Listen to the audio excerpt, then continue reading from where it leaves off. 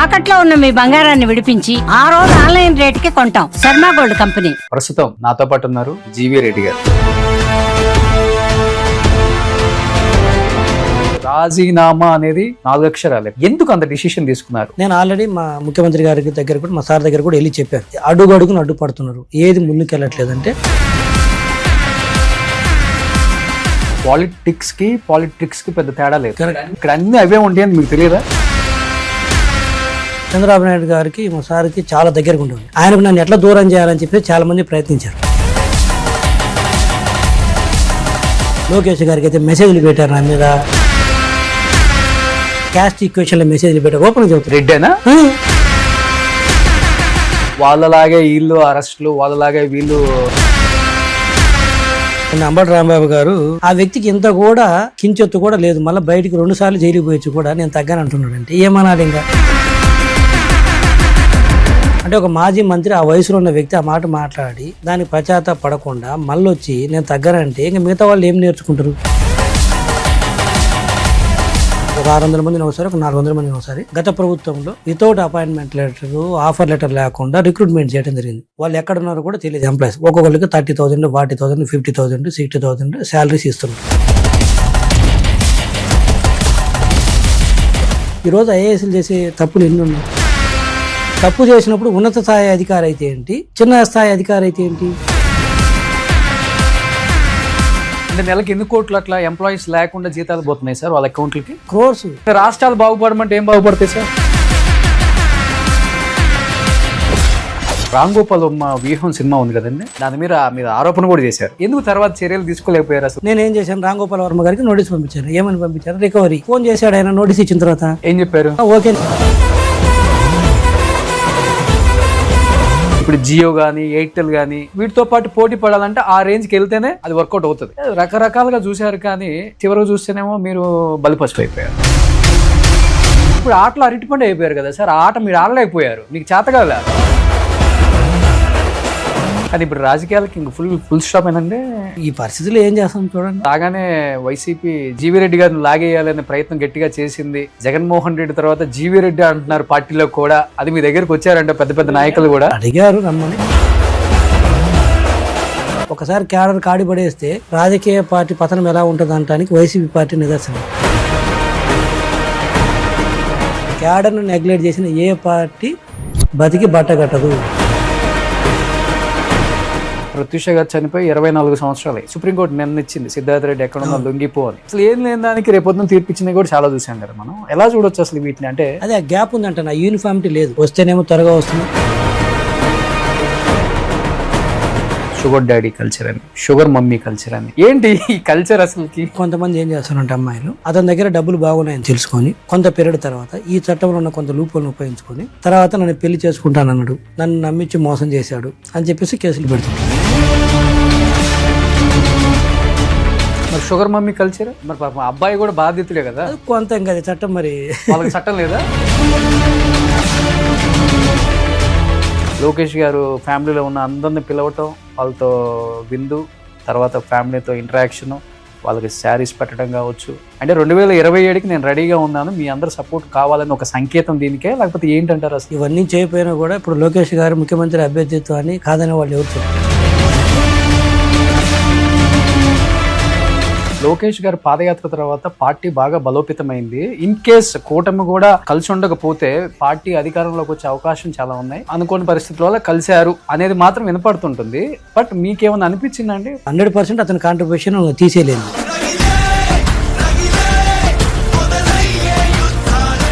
ఇన్ని సంవత్సరాల మీ జర్నీలో చంద్రబాబు నాయుడు గారి దగ్గర నుంచి నేర్చుకున్న గొప్ప క్వాలిటీ అంటే ఏమని చెప్తారు? జీవితానికి ఉపయోగపడేది అసలు? పని ఎప్పుడు ఎంగేజ్ అవుతాడు, ఖాళీగా.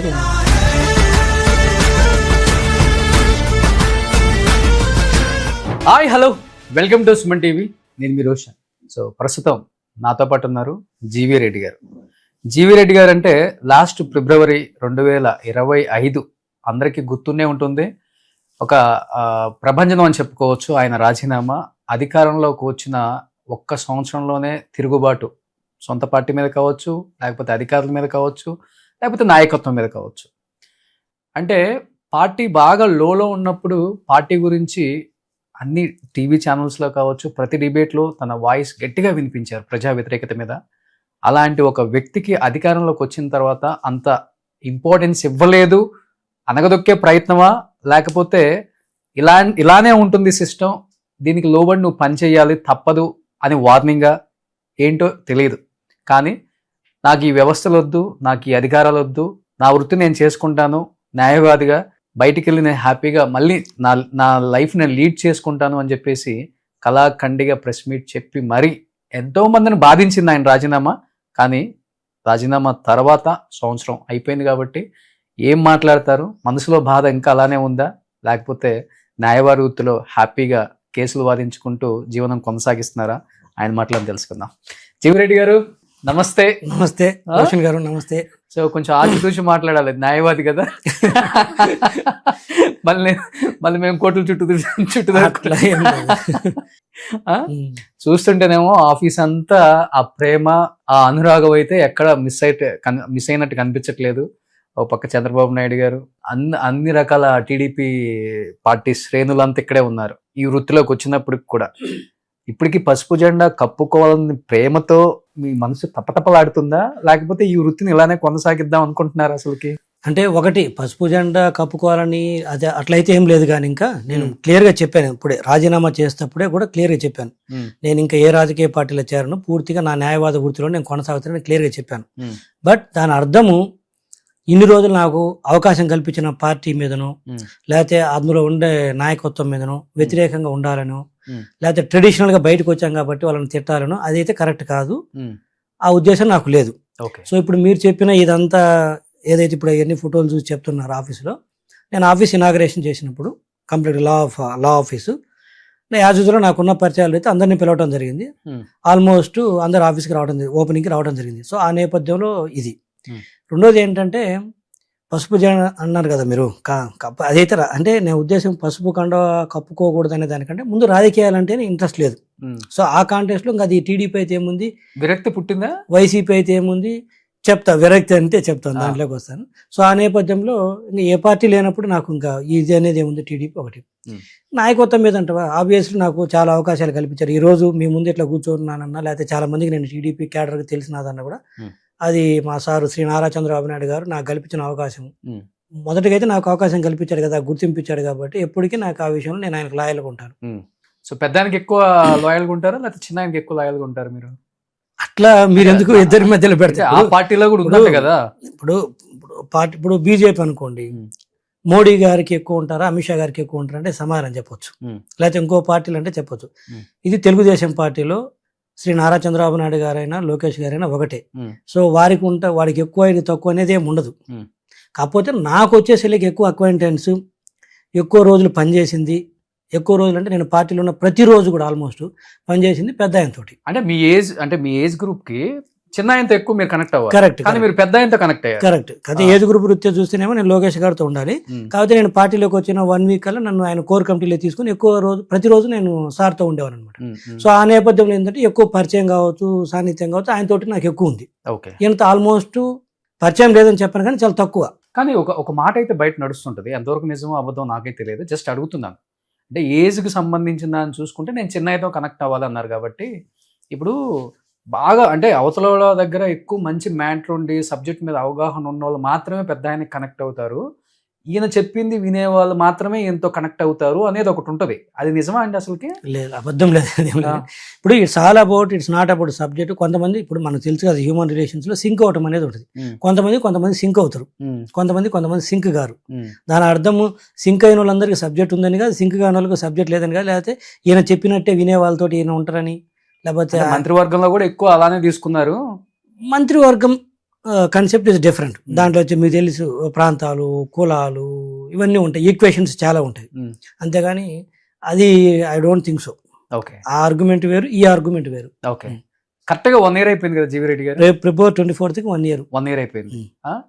చెప్పాలంటే అంటే మీరు తీసుకున్న డిసిషన్ 1 year అన్నారు కాబట్టి, పార్టీ కానీ లేకపోతే మీకు ఇచ్చిన ఫైబర్ నెట్ చైర్మన్ కానీ రాజీనామా చేసిన ఇమీడియట్గా నెక్స్ట్ డేనే దినేష్ కుమార్ గారు జిఏడికి బదిలీ చేస్తూ ఉత్తర్వులు జారీ చేసింది ప్రభుత్వం. అదే ఒక్క రోజు ముందు జరుగుంటే ఏం జరిగేది మీ జీవితంలో అసలుకి?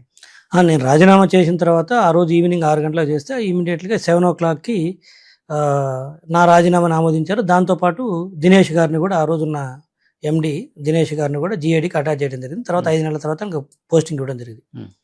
ఇక్కడ నేనేమంటే ఒక్కరోజు ముందు తన మీద చర్యలు తీసుకుంటే నేను ఆగేవాడినా లేకపోతే అనేది కరెక్ట్ కూడా కాదు. ఎందుకంటే నా ఉద్దేశంలో సిస్టంలో ఐఏఎస్లో నేను అందరూ చెప్పాను, కానీ చాలామంది కూడా సరిగా అంటే ఆఫీస్కి ప్రాపర్గా వచ్చి కూర్చొని అసలు రాష్ట్రానికి ఏం అవసరం, ప్రజలకు ఏం అవసరం అనేది ఆలోచిస్తున్నట్టు నాకు కనిపించలేదు. నా ఉద్దేశం ఏంటంటే ఈరోజు దినేష్ గారు వెళ్తారు, రేపు ఎక్స్ వస్తుంది, ఎక్స్ వచ్చినా కూడా పరిస్థితుల్లో మార్పులు వస్తాయని నాకు ఎక్కడ కనిపించలేదు. కొంతమంది ఉన్నారు బట్ వాళ్ళు సీనియర్స్ ఉన్నారు, దీనికి రాలేదు, వాళ్ళకుండా ఇబ్బందులు వాళ్ళకు ఉంటున్నాయి. సో ఓవరాల్గా నాలాంటి వాళ్ళకి అంటే ఇనిషియల్గా ఉన్న వాళ్ళకి ఇలా ఉన్న వాళ్ళతోటి కొంచెం ఇబ్బంది ఉంటుంది. ప్లస్ వీళ్ళు కూడా మరీ అడమెంట్గా తయారైపోయారు కొంతమంది ఆఫీసర్స్ అయితే. అంటే మేము ఎందుకు చేయాలి, అవసరం లేదు. కొంతమంది ఏమో చేస్తే దీంట్లో తప్పులు దొరుకుతాయేమో, మళ్ళీ వచ్చే ప్రభుత్వాలు మా మీద కక్ష సాధిస్తాయేమో, కేసులు పెడతారేమో, ఈ భయాలతోటి కొంత యారగెన్సీ, ఈ రెండు కలిపి పనులు అయితే జరగట్లేదు. ఈ ప్రాసెస్లో మేము అక్కడ ఉన్నామంటే ఏమవుతుందంటే ఒక 2 సంవత్సరాల తర్వాత ఏమవుతుందంటే ఒక 2 సంవత్సరాలు 3 సంవత్సరాల తర్వాత ఆడ వచ్చేది ఏముండదు. జీవీ రెడ్డి ఒక 200 కోట్లు 300 కోట్లు తినడాన్ని అపనిందలు, లేకపోతే మనం చేయాలనుకున్న పనులు ఒకటి కూడా ముందుకు పోవు. ముందుకు పోయినప్పుడు ఏమవుతుందంటే అది జీవీ రెడ్డి ఇన్ఎఫిషియన్సీ కింద ముద్ర పడుతుంది తప్పితే ఫలానా దినేష్ కుమార్ ఎండి గుండి తను ఫైల్ మూవ్మెంట్ చేయలేదు కాబట్టి జీవీ రెడ్డి చేయలేకపోయాడు అనేది ఎవరు అనరు. End of the day GV Reddy చేతనైందా చేత కాలేదా, భయపడ్డారా వీటికి? ఇంకో చైర్మన్ భయపడ్డం కదా, ఫ్యాక్ట్ 200 కోట్లు 300 కోట్లు దోచుకున్నాడు జీవీ రెడ్డి, అది గ్యారంటీగా వస్తే వ్యక్తి జీవీ రెడ్డి అనే మాట వస్తుందని భయపడ్డారా, లేకపోతే అనవసరం అంటాను భయపడటం కాదు, అన్నెసరి. ఇప్పుడు మనకి ఇంకా వేరే అంటే నా ఉద్దేశం వేరే ఉపాధి ఉంటే వేరే అవకాశం ఉంటే వెళ్ళిపోవచ్చు, లేకపోతే సచ్చినట్టు అక్కడ పడి ఉండాలనేది కూడా నా ఉద్దేశం కాదు. బట్ నా వరకు అనిపించింది అవసరం లేదు. ఫస్ట్ ఆఫ్ ఆల్ అలిగేషన్స్ కంటే కూడా మనం ఏమి చేయలేనప్పుడు మనం ఆ సీట్లో కూర్చోవడం అనవసరం. అది ఏ సీట్ అన్నా కానీ, అది మంత్రి పదవి కావచ్చు, అది చైర్మన్ పదవి కావచ్చు, లేకపోతే ఇంకోటి కావచ్చు. ఓకే సార్, కాదు ఇప్పుడు పాలిటిక్స్ కి పెద్ద తేడా లేదు, అన్ని అవే ఉంటాయని మీకు తెలియదా? ఎందుకంటే వ్యవస్థలో జరిగే లూప్ హోల్స్ మొత్తం తెలిసేది అడ్వకేట్లకే. అంటే ఇన్ని రకాలుగా మ్యానిపులేషన్ చేయొచ్చా అనేది తెలిసేది అడ్వకేట్కి మాత్రమే. ఇన్ని రకాల బాధలు ఉంటాయి, సుఖాలు ఉంటాయి, డబ్బు సంపాదించవచ్చు, డబ్బు పోగొట్టుకోవచ్చు, అన్ని రకాల వ్యవస్థల గురించి మీకు బాగా తెలుసు. ఈ వ్యవస్థలో కూడా ఇలా ఉంటుందని తెలిసి కూడా మీరు నాకు అక్కడికి వెళ్ళిన తర్వాతే ఇలా ఉంటుంది అని తెలిసింది, బయట వాళ్ళు వీళ్ళు అంటుంటే వింటమే కానీ అని ఒక చిన్న కామెంట్ చేశారు కదా, కరెక్ట్. అది కొంచెం కామెడీ అనిపించలేదు సార్? మీరు నిజంగా చెప్పండి. ఇప్పుడు మీరు అన్నారు పాలిటిక్స్ అన్నారు కదా, ఇప్పుడు ప్రభుత్వం వేరు, ప్రతిపక్షం వేరు, పాలిటిక్స్ వేరు. ఇప్పుడు నేను చెప్పేది ఏంటంటే ఇప్పుడు పాలిటిక్స్ నడిచింది, నేను అపోజిషన్లో ఉన్నాను, టీడీపీలో ఉన్నాను. టీడీపీలో ఉన్నప్పుడు నేను చంద్రబాబు నాయుడు గారికి మా సార్కి చాలా దగ్గరగా ఉండేవాడిని. ఆయనకు నన్ను ఎట్లా దూరం చేయాలని చెప్పి చాలా మంది ప్రయత్నించారు.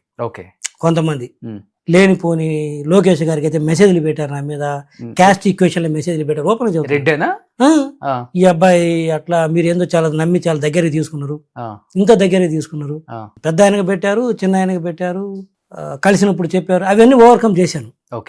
అవన్నీ ఎలా ఓవర్కమ్ అవుతాయంటే over a period of time మనం చేసే పని, నిబద్ధత, వీటన్నిటి మీద తెలిసిపోద్ది వాళ్ళకు కూడా. అవునవును, కరెక్ట్. డెఫినెట్ గా. బట్ అలాంటి పాలిటిక్స్ ఎదుర్కొన్నాను. మీరు అన్నారు చూసి అవన్నీ తెలియదంటే తెలుసు, దిగాను, నేను అనుకున్నట్టుగానే వచ్చినవి ఓవర్కమ్ చేశాను. అందరు చేయలేదు టీడీపీలో, కొంతమంది టీడీపీలో ఉన్న వాళ్ళు చేశారు, కొంతమంది వేరే పార్టీలో ఉండి కూడా చేశారు, ఇక్కడ మనం ఎదుగుతున్నామని చెప్పేసి. సో వాటిని ఓవర్కమ్ చేశాను. అది అసలు ఎక్కడ కూడా నేను అసలు ఏ రోజు బాధపడలేదు, అండ్ ఏ రోజు నేను సమస్యకు కూడా ఫీల్ అవ్వలేదు, అన్ని ఓవర్కమ్ చేశాను. ఇక్కడ వచ్చింది నేను ఏంటంటే ప్రభుత్వంలోకి, ఇక్కడ వ్యవస్థలో నేను పని చేయాల్సిన టైం ఇది. ప్రభుత్వం అంటే కూడా వాళ్ళే కదా సార్, నేనంటే చిన్న గ్యాప్ ఉంది.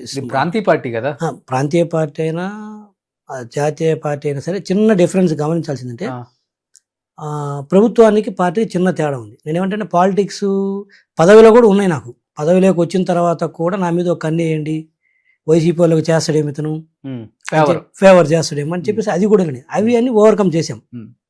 బట్ నేనేమంటే ఇక్కడ నేను చెప్పేది ఎఫిషియన్సీ గురించి చెప్తున్నాను. అక్కడ అడ్డుపడింది మాతో పాటు ఉన్న లీడర్స్ ఇంకొకళ్ళు కాదు, అధికారులు అంటాను నేను చెప్పేసి. అక్కడ ప్రాబ్లం వస్తుంది. మీకు చిన్న డిఫరెన్స్ ఉందంటారు. అక్కడ అధికారులు సహకరించినంత వరకు మనం ఏమి చేయలేము అనేది నా ఉద్దేశం. ఇప్పుడు ప్రగాఢంగా నమ్ముతున్నాను.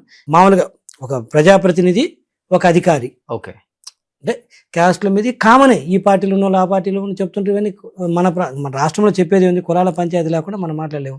కాకపోతే అది ఏ మాటకు ఆ మాట చెప్పాలి, ఓపెన్ చెప్తున్నాను. టీడీపీలో బయటికి వినిపించేది ఒకటి, ఉమ్, లోపల ఉండేది ఒకటి. అంటే లోపల మీరు అనుకున్నంత బయటకు ఆ కులాల పంచాయతీ లేదు. ఉమ్, ముద్రలు అంటవా వేస్తాను నేను. ఈరోజు బయటకు వచ్చిన తర్వాత కూడా కొన్ని బ్లేమ్ చేయకూడదు. ఎందుకంటే ఈరోజు ఆ ఆ పంచాయతీ ఉంటే చాలామంది ఈరోజు ప్రముఖ స్థానాల్లో వేరు కమ్యూనిటీ, రెడ్డి అని కదా, వేరు కమ్యూనిటీ వాళ్ళు కూడా ఉన్నారు కదా మంచి స్థానాల్లో. సో అది రాంగ్. అది నేను చెప్పేది ఏంటంటే పర్ఫార్మెన్స్ ఇష్యూ మీద, పనితనం మీద ఈరోజు అధికారులు వచ్చేసరికి మంత్రులకు కూడా అధికారులు పలకట్లేదు.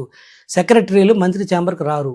ఉమ్, అది ప్రాంతీయ పార్టీ జాతీయ పార్టీ పక్కన పెడితే ఆ గ్యాప్ ఉందంటాను. ఒక మంత్రి దగ్గరికి సెక్రటరీ రాకపోతే పనులు ఎట్లా అవుతాయి? ఓకే. ఎందుకు రారు? నీ డ్యూటీ అది కదా నేను అనేది. ఇప్పుడు చంద్రబాబు నాయుడు గారు ముఖ్యమంత్రి కొన్ని మంత్రులకు ర్యాంకింగ్ ఇస్తున్నాడు. ఈ మధ్య చూస్తే వీళ్ళ దగ్గర ఫైల్స్ త్వరగా క్లియర్ అవుతున్నాయి, వీళ్ళ దగ్గర కావట్లేదని. ఓకే. అసలు మంత్రులు ఫాస్ట్గా చేయాలన్నా స్లోగా చేయాలన్నా ముందు అధికారులు సహకరించాలి కదా. ఆ ఏరియాను వదిలిపెట్టేసి వీళ్ళకి ర్యాంకింగ్లు ఇస్తే లాభం ఏంటన్న నా ఉద్దేశం. అవును. వాళ్ళ కరెక్ట్గా ఇన్స్ట్రక్షన్స్ వెళ్తే మీరు మంత్రికి పలకాలి, వెళ్ళి మంత్రి గారితో కూర్చోండి, ఛాంబర్లో ఉమ్, డిస్కస్ చేయండి, ఎక్స్ప్లిటేట్ చేయండి, ముఖ్యమైన అంశాలను త్వరగా చేయండి. కొన్ని మానిటరీగా నాన్ మానిటరీ నిర్ణయాలు ఉంటాయి, డెసిషన్స్. అట్లీస్ట్ నాన్ మానిటరీ డబ్బులు ఇన్వాల్వ్మెంట్ లేని నిర్ణయాలను కూడా సంవత్సరాలు సంవత్సరాల తరబడి నానుస్తున్నారు. ఉమ్, వాట్ ఈస్ ద యూజ్ అంటాను. ర్యాంకింగ్ ఇవ్వడం అంటే అది అబద్ధం అంటాను నేను అనేది. ఎగ్జాక్ట్లీ.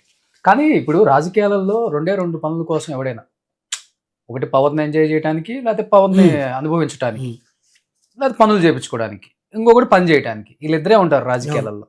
మీరు నేను ఫస్ట్ కాదన్నారు, రెండోది అన్నారు.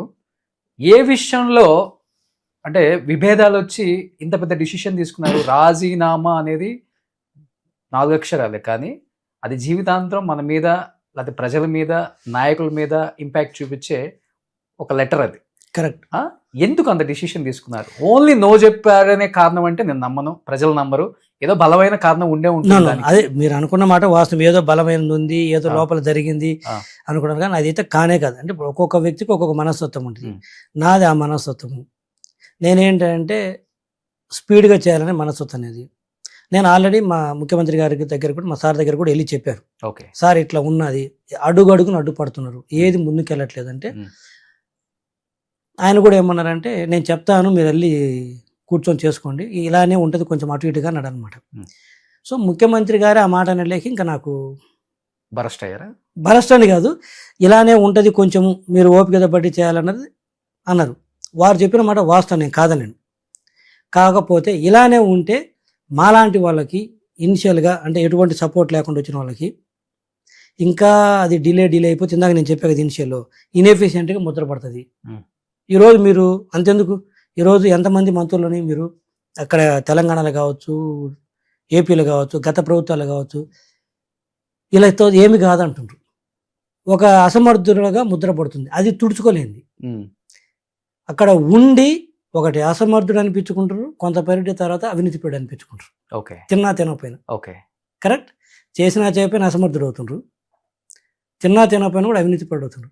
అవసరమా మనకి? కానీ ఒక బాధ అయితే ఉంటుంది కదా, అంటే ఐఏఎస్ వ్యవస్థల్ని, అంటే చీఫ్ మినిస్టర్ లాంటి క్యాండిడేట్లు కూడా సమర్థిస్తున్నారు, నాయకులకి అంత వాల్యూ ఇవ్వట్లేదు, లేకపోతే మీలాంటి గొప్ప, ఇప్పుడు అడ్వకేట్ కాబట్టి డెఫినెట్గా అది ఉంటుంది, నేను చెప్తే ఎందుకు జరగదు, మంచి పని కోసమే కదా నేను. కరెక్ట్. ఇప్పుడు అండూ ఫేవర్ చేయమని అడిగినాం అనుకోండి, మీరు కష్టం అని కళ్ళ ముందు కనపడుతుంది. ఉదాహరణకు నేను ఆ రోజు ఒక 1000 మంది దాదాపు ఒక 600 మందిని ఒకసారి, ఒక 400 మందిని ఒకసారి గత ప్రభుత్వంలో without appointment letter, offer letter లేకుండా రిక్రూట్మెంట్ చేయడం జరిగింది. వాళ్ళు ఎక్కడ ఉన్నారో కూడా తెలియదు. ఎంప్లాయీస్ ఒక్కొక్కరికి 30,000, 40,000, 50,000, 60,000 శాలరీస్ ఇస్తున్నారు. ఓకే. అవన్నీ నేను ఐడెంటిఫై చేసి వీళ్ళని మనం రిమూవ్ చేద్దాము. ఎందుకంటే వాళ్ళు కనీసం మనకి ఎక్కడో సరే ప్రొసీజర్ ప్రకారం లేకపోయినా కూడా కనీసం పని చేస్తుండన్న కన్సిడర్ చేయొచ్చు, వీళ్ళు ఎక్కడున్నారో కూడా తెలియదు కొంతమంది అయితే అని చెప్పేసి ఫైల్ రెడీ చేసి మూవ్ చేస్తే, దాదాపు నువ్వు 2 నెలల పాటు ఆ ఫైల్ సైన్ చేయకుండా వాళ్ళు జీతాలు ఇస్తే ఇంక నేనేమనాలి?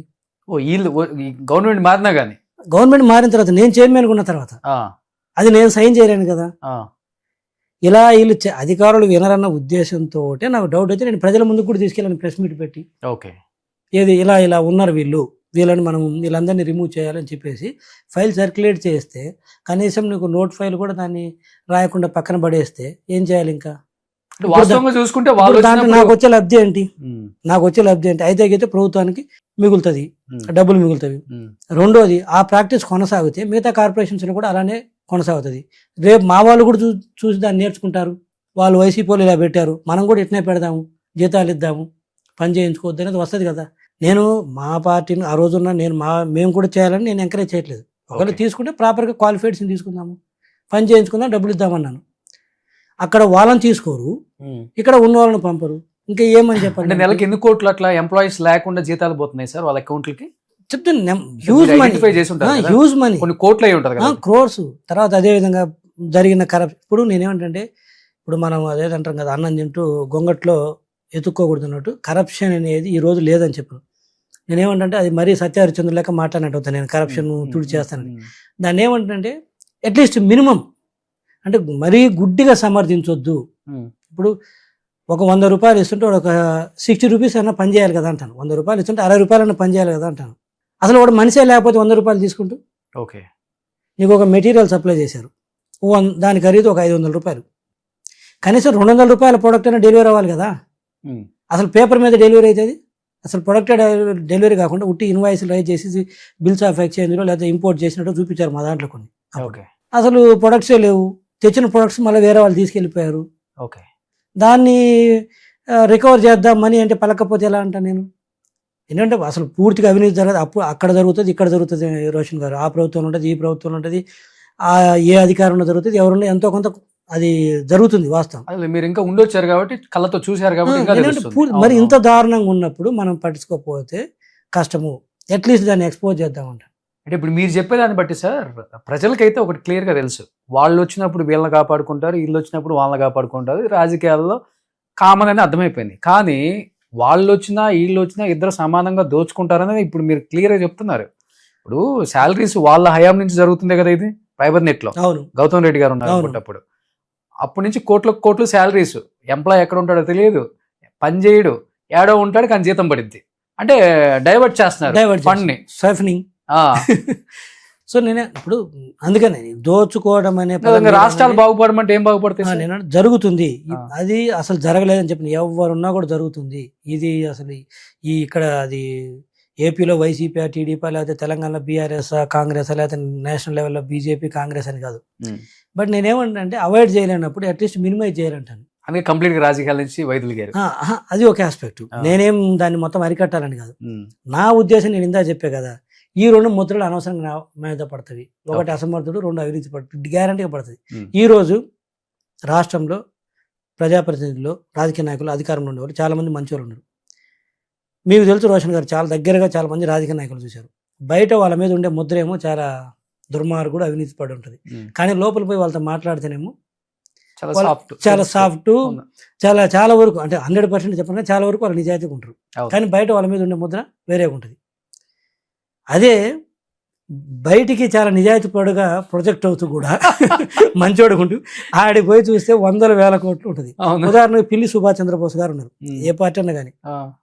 ఈ రోజు కూడా ఆయన మీద మనం మర్చేయలేము. అంటే ఈ రాజకీయాల్లో కూడా అంత నిజాయితీ పడుకున్న వ్యక్తి ఎక్కడ ఉంటారు? కొంతమంది ఉన్నారు. సరే, ఆయన వైసీపీలో ఉండొచ్చు, అది వేరే విషయం. ఏ పార్టీలో ఉంటే ఉంది. అట్లా మీరు టీడీపీలో ఎవరు అనిపించలేదా మీకు? ఉన్నారు, ఎందుకు లేరు? మంచి ఒకళ్ళు ఇద్దరు పేర్లు, ఎవరి పేర్లు చెప్పగలరు? ఇప్పుడు అదేదంటారు, పెద్ద కోడలు మంచిదని అంటే చిన్న కోడలు చెడ్డదన్నట్టు అవుతుంది. ఇప్పుడు ఆయన ఇప్పుడు ఏంటంటే కొంచెం యాక్టివ్గా లేడు కాబట్టి ఆయన పేరు నేను చెప్పాను. టీడీపీలో ఉన్నారు, వైసీపీలో ఉన్నారు, అన్ని పార్టీల్లో ఉన్నారు. అన్ని పార్టీలు చాలా మంచి వాళ్ళుగా ప్రొజెక్ట్ అవుతూ చాలా దుర్మార్గంగా ఉన్న వాళ్ళు ఉన్నారు. చాలా బయటికి 1,000 కోట్ల అవినీతి చేస్తున్నారన్న వాళ్ళు లోపల చూస్తే చిరిగిన బనీలు వేసుకొని పైన తెల్ల చొక్కాలు వేసుకొని తిరిగే వాళ్ళు ఉన్నారు. ఇద్దరిని చూసి వచ్చారు. తులసిరెడ్డి గారు ఉన్నారు, మా సార్. ఆయన కూడా నేను కాంగ్రెస్లో ఉన్నప్పుడు ఆయనతో ఉన్నాను నేను ఎక్కువగా. ఆయన పరిస్థితి ఏంటి ఈ రోజుకి? ఇప్పటి కాలంలో ఒక 1988లో 1988లో రాజ్యసభకి ఎన్నికైన వ్యక్తి, తర్వాత ఉమ్మడి కడప జిల్లాకి జెడ్పీ చైర్మన్ చేసిన వ్యక్తి. ఈ రోజుకి ఆయన దగ్గర ఉన్న కారు ఒక చిన్న టాటా టయో, ఏదో చిన్న కారు ఒకటి ఉంటుంది, టాటా ఇండికా కారు. ఎప్పుడుది అది? ఒక రేకుల షెడ్డాలు ఇల్లు ఊర్లో. ఒక రాజ్యసభ ఎంపిక చేసిన వ్యక్తి, కడప జిల్లాకు జెడ్పీ చైర్మన్ చేసిన వ్యక్తి. ఏంటి ఆయన పరిస్థితి? ఇప్పటికీ ఆయన కొంతమంది వైసీపీ వాళ్ళు ఈయన తులసిరెడ్డి కాదు గంజాయి రెడ్డి, అవినీతి పడని చెడుతుంటారు. మరి దాన్ని ఏమనాలి? మరి ఆయన నేను దగ్గర చూసిన వ్యక్తిని. అంతే. ఇప్పుడు రామ్ గోపాల్ వర్మ వ్యూహం సినిమా ఉంది కదండి, దాన్ని యాక్చువల్గా పైబర్ నెట్లో చూసింది 1863, 1865 మంది. కరెక్ట్. అంటే ఒక్కొక్క వ్యూకి 11,000 రూపాయలు చొప్పున ఇచ్చారు. అంటే దాదాపు 2,15,00,000 చెల్లించారు. దాని మీద మీరు ఆరోపణ కూడా చేశారు. ఆరోపణ లేదు, నేను నోటీసులు కూడా ఇచ్చాను. నోటీసులు కూడా ఇచ్చారు. ఎందుకు తర్వాత చర్యలు తీసుకోలేకపోయారు అసలు? అదే కదా బాధ అంట. ఇప్పుడు దానికి 1,50,000 రూపాయలు ఇవ్వాలి, ఇచ్చింది 2 కోట్ల రూపాయలు. క్లియర్ కనపడుతుంది. ఇందులో ఇంకా ముసుగులో గుద్దులాట ఏముంది? నేనేం చేశాను, రామ్ గోపాల్ వర్మ గారికి నోటీస్ పంపించాను. ఏమని పంపించాను? రికవరీ ఇట్లా జరిగింది. ఆయనకంటే ఆయన డైరెక్టర్ కమ్ ప్రొడ్యూసరు, ఇంకొక పార్ట్నర్ ఎవరు ఉన్నారు ఆయనతో పాటు, ఇంకొక వర్మ గారు ఎవరు సన్మాన్. ఏం చెప్పాము, కట్టం డబ్బులు క్లియర్గా ఉంది. ఆ రోజు నేను అడగలేదనుకో, తర్వాత ఏమంటారు, జీవి రెడ్డి రామ్ గోపాల్ వర్మ దగ్గర 2 కోట్లకు గాను 20%, 30%, 40 లక్షలు 60 లక్షలు తీసుకొని దాన్ని పక్కన పెట్టినారు అంటారు. బయటికి అయితే వస్తుంది కదా. అవును. రామ్ గోపాల్ వర్మ గారు వాస్తవం చెప్పాలంటే నాకు బాగా పరిచయం. బాగా అంటే బాగా పరిచయం. ఎంత అంటే మేమిద్దరం డిన్నర్కి కూడా కూర్చుంటాం. ఇప్పుడు కాదు, నేను ఫైబర్ నెట్ చైర్మన్ కాకముందు కూడా. అండ్ వ్యక్తిగతంగా నన్ను బాగా లైక్ చేస్తాడు ఆయన. బట్ అది పేపర్ మీద కనపడేటప్పుడు ఏం చేస్తాం మరి? ఫోన్ చేశాడు ఆయన నోటీస్ ఇచ్చిన తర్వాత. ఏం చెప్పారు? వాస్తవమా కదా, మీరు రిప్లై రాయండి సార్, ఏముంది అన్నాను. ఓకే, నీ పని నువ్వు చేయి, నా పని నేను చేస్తున్నాను. ఆయన కూడా ఏం నన్ను డ్రాప్ అవ్వమనో ఇంకోటి ఏం చెప్పలేదు. వాట్ జీవి నా మీదకి వచ్చినావు అన్నాడు ఫోన్ చేసి. ఓకే. బట్ అని మీ పని మీరు చేయండి, నా రిప్లై నేను ఇస్తాను అన్నాడు. That's all. అంతే. అగైన్ మళ్ళీ ఇనిషియేట్ చేయాల్సింది ఎవరు? అధికారులు చేయాలి. చేయకుండా పక్కన పెడితే నేనేం చేస్తాను? పక్కకు పోయింది అది.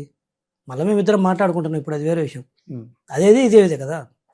సో నేను అట్లా అంటాను. ఇప్పుడు ఏమవుతుందంటే ఇలాంటివన్నీ అనవసరమైన ముద్రలు మనకి ఎందుకు అంటాను నేను. కానీ మీరు వచ్చిన తర్వాత చాలా మంచి మంచి కార్యక్రమాలకు శ్రీకారం చుట్టాలని చూశారు, చుట్టలేకపోయారు, అది వేరే విషయం అనుకోండి. దాదాపు 2,130 కోట్ల అప్పుల్లో ఉంది ఫైబర్ నెట్. అంటే 6 లక్షల కనెక్షన్స్ ఉన్నాయి అంతే కదా. ఇప్పుడు తగ్గిపోయినాయి. మీరు దాదాపు ఒక 50 నుంచి 60 లక్షలకు తీసుకెళ్లాలని చూశారు. అవును.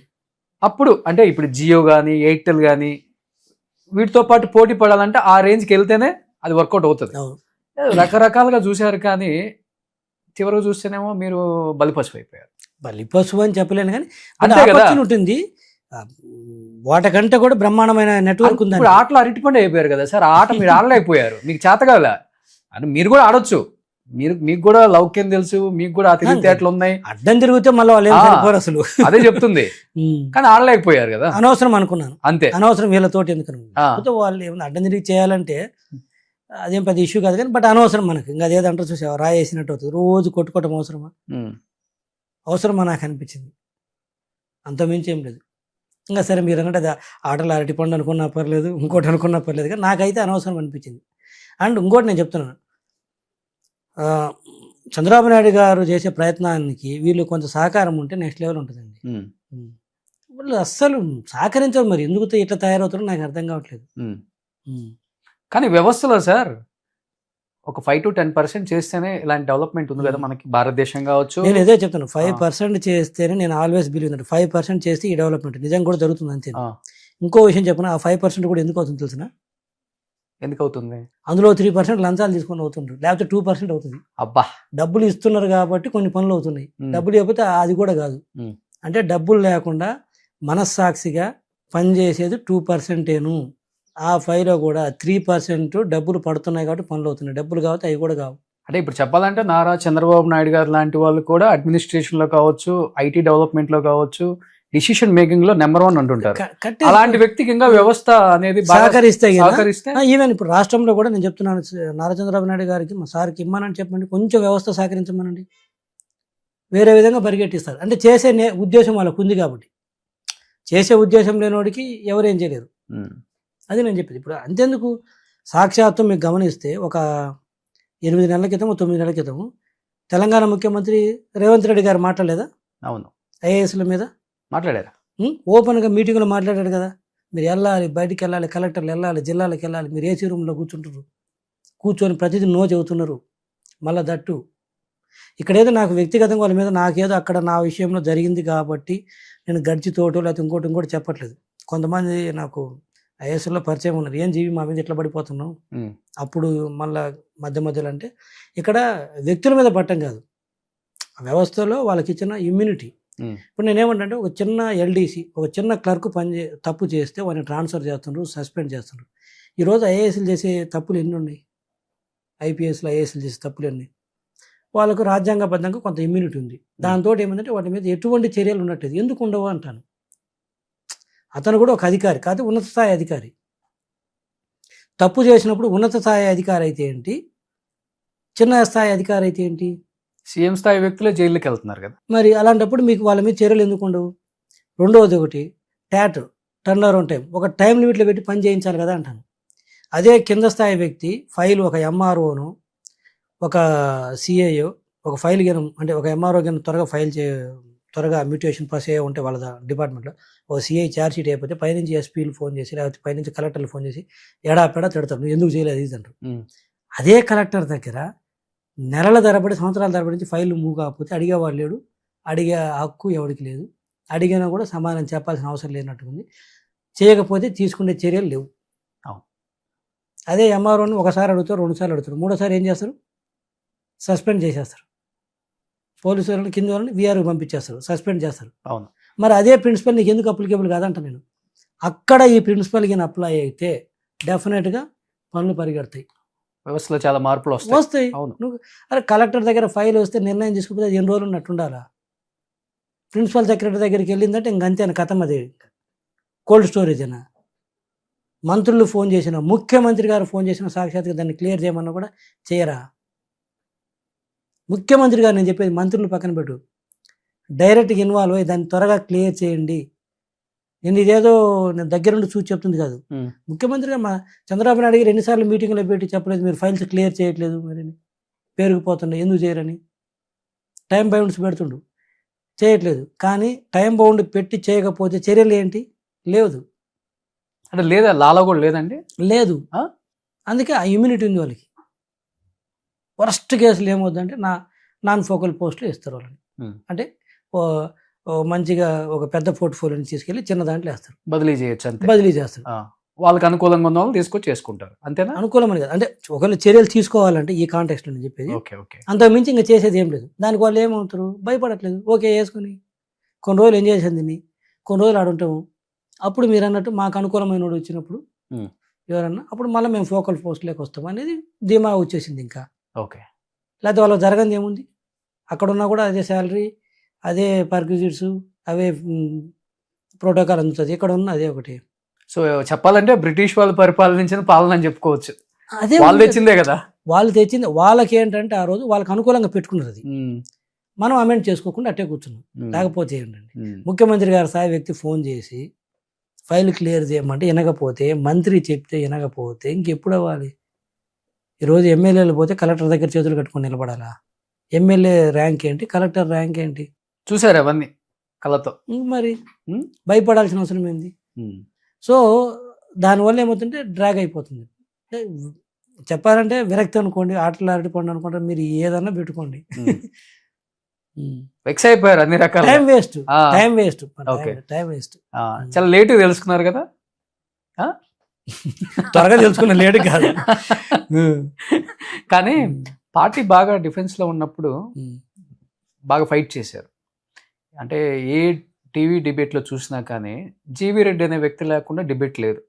అంటే ప్రజా వ్యతిరేకత మీద బాగా మాట్లాడారు. ఎందుకంటే చదువు ఉంది, సబ్జెక్ట్ మీద అవగాహన ఉంది, అడ్వకేటు, అటు పక్క లా ప్రకారంగా కూడా మాట్లాడవచ్చు, అన్ని రకాలు ఉంది. కాబట్టి పార్టీకి నిజంగా చెప్పాలంటే ఒక వెన్నెముకలాగా నిలబడ్డారు. ఒక రకంగా చెప్పాలంటే ఈరోజు ఏమైపోయిందంటే పార్టీ కోసం నిలబడ్డ వాళ్ళకన్నా కూడా సూట్ కేసులతో వచ్చిన వాళ్ళకే ప్రాముఖ్యత ఎక్కువ ఇస్తుంది, ఏ పార్టీ అయినా. టీడీపీ గురించి చెప్పట్లేదు, డౌట్ ఏం లేదు. నిండుగా నింపుకొని వచ్చావా, పోయేటప్పుడు నిండుగా నింపుకొని వెళ్ళిపోయావా అనేది నడుస్తుంది ఇక్కడ. చెప్పాలంటే అందరూ వాళ్ళే కదా ఉంది. జెండా మోసినోడు లేడు, చెమట వచ్చి తిరిగి ఓట్లు వేయండి మా పార్టీని గెలిపించండి అన్నోడు లేడు, పదవులు లేవు, మొత్తం కొత్తగా వచ్చిన బ్యాచ్లకే ఇప్పుడు. ఇవన్నీ చూసినప్పుడు కూడా ఇంకా రాజకీయాలు అవసరమా అనిపించే వాళ్ళు, అంటే మీలాగా రాజకీయం మనకు అవసరమా అనిపించిన వాళ్ళు ఉన్నారు. ఈ రాజకీయమే కదా మాకు కావాల్సింది, డబ్బే కదా ముఖ్యం అనుకునే వాళ్ళు కూడా ఉన్నారు.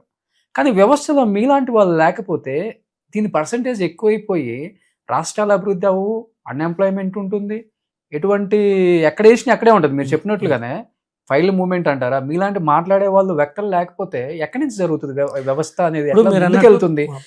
ప్రతిపక్షంలో ఉన్నప్పుడు సరే ఇంకా పని చేసినప్పుడు నా మాదిరే చాలా మంది కష్టపడ్డారు, నాకు అవకాశం వచ్చింది, కొంతమందికి అవకాశం రాలేదు, అదైతే వాస్తవం. నేను పర్టికులర్గా ఈ ప్రభుత్వం గురించి, ఈ పార్టీలో కూడా ఉంటారు, లేకుండా ఏముండరు, కొంచెం ఓపిక బట్టి చూస్తే దొరుకుతారు. కొంచెం 4 మాటలు తీయగా చెప్పగానే 4 రూపాయలు ఉందా రాజకీయాల్లో కూడా ఈ బాగున్నాయి అండి? 4 మాటలు తీయగా చెప్తే బ్రహ్మాండంగా. అవునా? బ్రహ్మాండంగా. ఓకే, చెప్పలేకపోయారు మీరు? నా కంటెస్ట్గా చెప్తున్నాను, బ్రాడర్గా చెప్తున్నాను, ఇక్కడ బ్రాడర్గా చెప్తున్నాను. ఆ పరిస్థితికి వస్తే దీనివల్ల ఏమవుతుందంటే క్యాడర్ డిమోరలైజ్ అవుతుంది. పలానా వ్యక్తి అరే ఇంత కష్టపడ్డాడు, కళ్ళ ముందు అందరికీ తెలుసు, ఈ రోజు తన పరిస్థితి ఏంటి, తనకే ఇలాంటి పరిస్థితి ఉంటే నా పరిస్థితి ఏంటి అనేది ఊహించుకొని వాడు ఎన్నికకి వెళ్తాడు. ఇట్లా 4, 5, 10 మంది, 20 మంది, 100 మంది, 10,000, 1,00,000 ఒకసారి క్యాడర్ కాడి పడేస్తే రాజకీయ పార్టీ పతనం ఎలా ఉంటుంది అనడానికి వైసీపీ పార్టీ నిదర్శనం. ఓకే, ఎక్కడ ప్రపంచంలో 151 సీట్లు వచ్చిన పార్టీ ఏంటి? 52 సంవత్సరాల జగన్మోహన్ రెడ్డి విపరీతంగా డబ్బులు ఉండి, అంటే పార్టీ నడపడానికి వయస్సు ఉండి, మాస్ ఫాలోయింగ్ ఉండి 11 సీట్లో పడిపోయిందంటే ఏంటి రీజను? క్యాడర్ కాడి పడేశారు. This same principle applicable to TDP also. అది బీజేపీకైనా, కాంగ్రెస్కైనా, ఇంకొక ఎక్స్కైనా ఎవరు అతిథులు కాదు, ఎవరు అతిథులు కాదు. క్యాడర్ను నెగ్లెక్ట్ చేసిన ఏ పార్టీ బతికి బట్టగట్టదు. వాళ్ళలాగే వీళ్ళు అరెస్టులు, వాళ్ళలాగే వీళ్ళు వేధింపులు, నాయకులను కావచ్చు, కార్యకర్తలను కావచ్చు, అన్ని రకాలుగా వాళ్ళకన్నా వీళ్ళేం పెద్ద తీసేసే విధంగా లేదు. వీళ్ళు కూడా డబుల్ డిగ్రీ చేశారు దీంట్లో అనేది మాట వచ్చేసింది. ఇప్పుడు రేపు వీళ్ళు వచ్చినా కానీ మేము వీళ్ళు రాకముందే మేము రేపు ఇంతకన్నా టూ మచ్ చేస్తాము, రప్ప ఏదేదో చెప్తున్నారు. అసలు ఒక్కొక్కసారి అనిపిస్తుంటుంది వీళ్ళ స్టేట్మెంట్లు, ఈ పార్టీలను చూసినప్పుడు వీళ్ళక మనం ఓట్లేసి గెలిపిస్తుంది, వీళ్ళ మనం పరిపాలించే వాళ్ళు. ఇప్పుడు నిన్న అంబటి రాంబాబు గారు ఒక అత్యంత క్షమించరనేటువంటి మాటలు మాట్లాడారు చంద్రబాబు నాయుడు గారి. ఆ వ్యక్తికి ఇంత కూడా కించెత్తు కూడా లేదు, మళ్ళీ బయటికి 2 సార్లు జైలుకి పోయొచ్చు కూడా నేను తగ్గాను అంటున్నాడు. అంటే ఏమనాలి ఇంకా? అంటే ఒక మాజీ మంత్రి, ఆ వయసులో ఉన్న వ్యక్తి ఆ మాట మాట్లాడి దాని పశ్చాత్తాప పడకుండా మళ్ళీ వచ్చి నేను తగ్గానంటే ఇంకా మిగతా వాళ్ళు ఏం నేర్చుకుంటారు? అదేమి యాక్సిడెంటల్గా మాట్లాడింది కాదు, చంద్రబాబు నాయుడు గారి మీద ఉద్దేశపూర్వకంగా మాట్లాడి తర్వాత నా ఉద్దేశం అది కాదని మళ్ళీ బయటకు వచ్చిన తర్వాత మాట్లాడితే మీరు అన్నారు చూసావా, అవును, రప్ప కావచ్చు, లేకపోతే వీళ్ళు ఇట్లా కొంతమంది ఆ పార్టీలో, కొంతమంది ఈ పార్టీలో, అవును, ఇలా స్పాయిలర్స్ మొత్తం ఉండరు ఆ పార్టీలు ఈ పార్టీలో, కొంతమంది చాలు. బట్ ఆ పార్టీకి ఆ ముద్ర పట్టడానికి ఆ 4 చాలు, ఈ పార్టీకి ఈ ముద్ర పట్టడానికి ఈ 4 చాలు, అదే మొత్తం అవుతుంది. ఇప్పుడు ఏమవుతుంది, అలాంటి సీనియర్ పర్సన్స్ కూడా ఇదంత అడ్డగోలుగా మాట్లాడితే ఇక అదే కరెక్ట్ అనుకుంటున్నారు. పార్టీ అధినాయకత్వం కూడా అలాంటి వాళ్ళకే అవకాశం ఇస్తున్నారు. ఓహో ఇలా మాట్లాడితే ఇలా అవకాశాలు వస్తాయా, గమ్మును ఉంటే అవకాశాలు రావా, అందుకని మనం కూడా మాట్లాడదాం. ఇంకా లకారాలు గికారాలు మొత్తం ఎంత ఎక్కువ మాట్లాడితే అంత అన్నట్టు తయారైంది. ఎందుకు ఫుల్ స్టాప్ బెటర్ అంటాను నేను. ఎవరో ఒకరు ఫుల్ స్టాప్ పెట్టాలి కదా. నేను ఒక స్టేట్మెంట్ చూశానండి, ఏబిఎన్ ఆంధ్రజ్యోతి ఆర్కే గద్ద అంటూ డొక్క మాణిక్ ఆయన ప్రసాద్ గారు, చంద్రబాబు నాయుడిని, టీడీపీ పార్టీని ఎంత తిడితే అంత మంచి పదవి ఇస్తాము, అంటే కమ్మ అంటే కులాన్ని కావచ్చు, లేకపోతే ఆ పార్టీని కావచ్చు వ్యతిరేకించాలి, ఇష్టానికి మాట్లాడాలి, మేము ఇచ్చే డైరెక్షన్స్ ప్రకారం వెళ్తేనే నీకు ఈ పదవులు అని చెప్పి సజ్జల గారి డైరెక్షన్ జగన్ గారు మరీ చెప్పమన్నారని చెప్పి ఆయన మీద చెప్తున్నారు. ఏంటి ఒక సీనియర్ నాయకుడు, మరి వాళ్ళ ఇంటర్నల్గా ఏముందో మనకు తెలియదు. చూడండి అసలు ఎంత దూరం వెళ్ళిపోయినాయి రాజకీయాలు చూస్తుంటే. కొన్ని చెప్తున్నా కదా, ఎవరో ఒకరు ఆపాలి, కానీ అన్ఫార్చునేట్లీ ఎవరు ఆపట్లేదు. నువ్వు 1 అంటే నేను 2, నేను 2 అంటే నువ్వు 3. అది కూడా అన్ఫార్చునేట్లీ ఏంటంటే చదువు తక్కువ ఉన్న వాళ్ళు, లేకపోతే వయసు తక్కువ ఉన్న వాళ్ళు కాదు, మంచి పదవులు చేసిన వాళ్ళు, వయసు ఉన్న వ్యక్తులే రోడ్డు మీదకి వచ్చి అడ్డగోలుగా మాట్లాడితే అదే రాష్ట్రం పరుగు పోద్దన్న సంగతి కూడా వీళ్ళకు కామన్ సెన్స్ లేకపోతే ఎట్లా పక్క రాష్ట్రాలు చూస్తున్నారు కదా, నవ్వుకుంటారు. ఇప్పుడు హైదరాబాద్ లాంటి ఒక రాజధాని ఉండి, ఇంత డెవలప్మెంట్ ఉండి, ఇంత ఆదాయం ఉండి, ఇంత మంచి ఎంప్లాయ్మెంట్ ఉంటే మీరు ఏది చేసినా కానీ కొట్టుకుపోద్ది. ఏం లేదు అక్కడ, ఉందే ఇంత ఆంధ్రప్రదేశ్. ఇప్పుడు ఏది చేసినా కనపడుతుంది సార్, ఇంతగా కనపడుతుంది. స్కోప్ ఉంది చేసుకోవడానికి. అట్ ద సేమ్ టైం మనకి కొత్త రాష్ట్రం అవ్వచ్చేమో కానీ, చిన్న రాష్ట్రం అవ్వచ్చేమో కానీ, బట్ డెవలప్మెంట్ చేసుకోవడానికి చాలా స్కోప్ ఉంది. ఈ రచ్చేంది రోడ్డు మీద పడి ఉదయం లేచిన నుంచి నువ్వు కమ్మ అంటే రెడ్ అంటాడు, కాపు అంటాడు.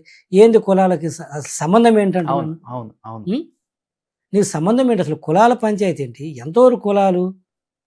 నువ్వు పెళ్ళిళ్ళు చేసుకోవడానికి లేదా ఇంకేదైనా బంధుత్వానికి ఏదో ఒకటి ఉండే సందర్భాల్లో ఈ రాజకీయాలకి నన్ను అరెస్ట్ చేయగానే కులం మాట. మరి అడ్డగోలుగా మాట్లాడినప్పుడు కులాలు ఏమవుతాయి? లేకపోతే ఇంకోటి బాధ కలగానే కులం అడ్డం వస్తుంది. బాధ లేనప్పుడు నీ కుల పోనీ నువ్వు కూడా దగ్గరికి రానివ్వు. మళ్ళీ ఈ సోకాళ్ళు వీళ్ళు మాట్లాడేవాళ్ళు కూడా వాడు మళ్ళీ డబ్బులు సంపాదించుకోవాలంటే మాత్రం ఇర్రెస్పెక్ట్ ఆఫ్ ద ఏ కులంతో సంబంధం లేదు. వాడు పోయి మళ్ళీ ఎవడైతే డబ్బులు సంపాదించుకోవడానికి అవకాశం ఇస్తాడో, ఎవరైతే పదవులు పెట్టడానికి అవకాశం ఇస్తాడో వాళ్ళతో పోయి చేతులు కలుపుతాడు. బాధ కలిగిన మాత్రం రండ్రా మన కులపోలు చూస్తే ఎవరు ఇంత మరీ దిగదారి. ఎక్కువ మాట్లాడాము ఇంకో దేశ ద్రోహం కింద ఇంకా మళ్ళీ అదే ఒక సబ్జెక్ట్ కేసులు. మరి అంటే మరి టూ మచ్ స్టూప్ డౌన్ అవుతున్నాడు. నేనేంటంటే రాజకీయాల్లో కొన్ని కులాల ప్రస్తావన లేకుండా చేయలేం. బట్ అది ఎంతవరకు అంటే దానికి ఒక లిమిట్ ఉంటుంది. అవును, అంతవరకు యూజ్ చేసుకోండి. ప్రతిదానికి కుల కార్డేనా? కానీ ఇప్పుడు రాజకీయాలకి ఇంక ఫుల్ స్టాప్ ఏంటంటే ఈ పరిస్థితుల్లో ఏం చేస్తాం చూడండి. నాకు ప్రాక్టీస్. ఎందుకంటే రాగానే వైసీపీ వెళ్తే ఇంకా జీవీ రెడ్డి గారిని లాగేయాలనే ప్రయత్నం గట్టిగా చేసింది. జగన్మోహన్ రెడ్డి తర్వాత జీవీ రెడ్డి అంటున్నారు పార్టీలో కూడా. అది మీ దగ్గరకు వచ్చారంటే పెద్ద పెద్ద నాయకులు కూడా అడిగారు రమ్మని. కామనే కదా అడిగారు. అసలు ఏ రాజకీయాలంటే ఇంట్రెస్ట్ లేదని చెప్పాను కాబట్టి ఇంకా వదిలేశారు అంతే. అంటే ఒకటి ఇంకా రాజకీయాల్లోకి వెళ్ళడం జరిగితే ఏం ఆశించకుండా, అంటే పదవులు కానీ ఒకవేళ పదవి వచ్చినా కూడా ఏ పని చేయకుండా, if you want really enjoy that power అంటే వెళ్ళొచ్చు. ఎప్పుడు వెళ్ళాలంటే మనం శుభ్రంగా మన ప్రాక్టీస్లోనో లేకపోతే మన వృత్తిలోనో బాగా కంఫర్ట్గా సంపాదించుకొని. సంపాదించలేదు ఇప్పుడు ఏం అసలుకి ఓకే. ఇది అంటే సంపాదన అంటే ఏ మూల సరిపోతుంది అంటున్నాను. నెలకి 25-30 లక్షలు రెంట్లే జీతాలు రెంట్లే కడుతున్నారని విన్నా నేను. అది ఉంది కదా ఆఫీస్, ఇదంతా ఎస్టాబ్లిష్మెంట్ చూస్తున్నారు కదా. నెలకు 25-30 కోట్లు వస్తుంది కదా, ఇది చేయగలం మనం. అట్లేదు. ఓకే నడుస్తుంది, ఓకే కంఫర్ట్గా ఉంది, ఇబ్బంది ఏం లేదు. Okay okay. కానీ ఇంక తర్వాత చంద్రబాబు నాయుడు గారు మాట్లాడటం కానీ, లోకేష్ గారు మాట్లాడటం కానీ, అయింది జీవీ రెడ్డి వచ్చేయి, మంచి అవకాశం ఉంది, ఏజ్ ఉంది, సో తర్వాత లోకేష్ నాయకత్వంలో మంచి అవకాశం ఉంటుంది, ఇలాంటి ఏం చెప్పలేదా మీకు? ఏం లేదు, పార్టీ నుంచి అటువంటి పిలుపు ఏం లేదు. బాధ అయితే ఉంది కొంచెం. ఇంకా no regrets. Happened is happened, no regrets, no comment అని చేయకూడదు కూడా. అది కరెక్ట్ కూడా కాదు. అది ఎవరికి ఉండే ఇబ్బందులు వాళ్ళకు ఉంటాయి అంతే. ఇంకా కానీ పెద్ద ఆయనకు ఉండే నాయకత్వ లక్షణాలు నచ్చుతాయా మీకు, లేకపోతే లోకేష్ గారికి ఉండే నాయకత్వ లక్షణాలు? ఈ విషయంలో డెఫినెట్ గా ఉంటుంది కదా, ఆయన చూశారు దగ్గర. అట్లా అంటారా? ఇప్పుడు ఈయన ఇంకా వెరీ ఎర్లీ స్టేజ్ లో ఉన్నారు. ఆయన చంద్రబాబు నాయుడు గారు వచ్చేసరికి ఇదే ఏజ్ లో ఆయన చాలా మెచ్యూర్డ్గా ఉన్నారు. ఇప్పుడు లోకేష్ గారికి ఉన్న ఏజ్ లో చంద్రబాబు నాయుడు గారు దాదాపు ముఖ్యమంత్రి అయ్యారు. అవును సార్. ఆయన పుట్టిన పరిస్థితులు, ఆయన బ్యాక్గ్రౌండ్ వేరు, ఈయన బ్యాక్గ్రౌండ్ వేరు. ఈయనేమో మంచి హైలీ ఎడ్యుకేటెడ్ లోకేష్ గారు, అంటే ఫారిన్లో చదివి వచ్చాడు. చంద్రబాబు నాయుడు గారు వచ్చేసరికి విలేజ్ బ్యాక్గ్రౌండ్ నుంచి వచ్చారు. కొంత విలేజ్ బ్యాక్గ్రౌండ్ నుంచి వచ్చారు కాబట్టి గ్రౌండ్ పాలిటిక్స్ చూసి వచ్చాడు కాబట్టి ఆ మెచ్యూరిటీ లెవెల్స్ డిఫరెంట్. ఓకే. ఇతను ఏంటంటే గ్రౌండ్ పాలిటిక్స్ చూడలేదు, ఇతని మెచ్యూరిటీ లెవెల్స్ వేరు. అందుకని చెప్పేసి కంపేర్ చేసి ఎక్కువ తక్కువ అని చెప్పలేం. ఎవరు వచ్చిన నేపథ్యాన్ని బట్టి ఆ మెచ్యూరిటీ లెవెల్స్ కావచ్చు, ఆ లీడర్షిప్ క్వాలిటీస్ ఉంటాయి. బట్ బ్రాడర్గా చెప్పాలంటే నేను ఆల్వేస్ అన్డౌటెడ్లీ చంద్రబాబు నాయుడు గారు.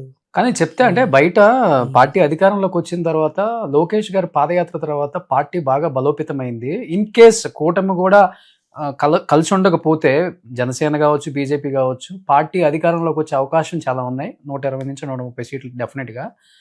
కానీ అనుకోని పరిస్థితుల కలిశారు అనేది మాత్రం వినపడుతుంటుంది.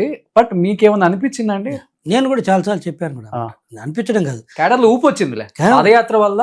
చాలా అందులో డౌట్ ఏముంది, ఆయన కాంట్రిబ్యూషన్ అసలు ఇంకా 100% అతని కాంట్రిబ్యూషన్ తీసేయలేంది అసలు. పాదయాత్ర ద్వారా కావచ్చు, తర్వాత తను పార్టీకి లోకేష్ గారు బ్యాక్ ఎండ్లో చేసిన వర్క్ కావచ్చు, ఇవన్నీ అన్డౌటెడ్లీ. ఆ మాట కూడా నేను చాలాసార్లు మేము డిస్కస్ చేసాం కూడా. మనకు పొత్తు అవసరం లేకపోయినా కూడా, బట్ సీట్లు చెప్పలేం కానీ డెఫినెట్గా అయితే అధికారంలోకి వస్తాం. టీడీపీ ఇట్ సెల్ఫ్ పోటీ చేసినా కూడా వస్తాము అధికారంలోకి అని నేను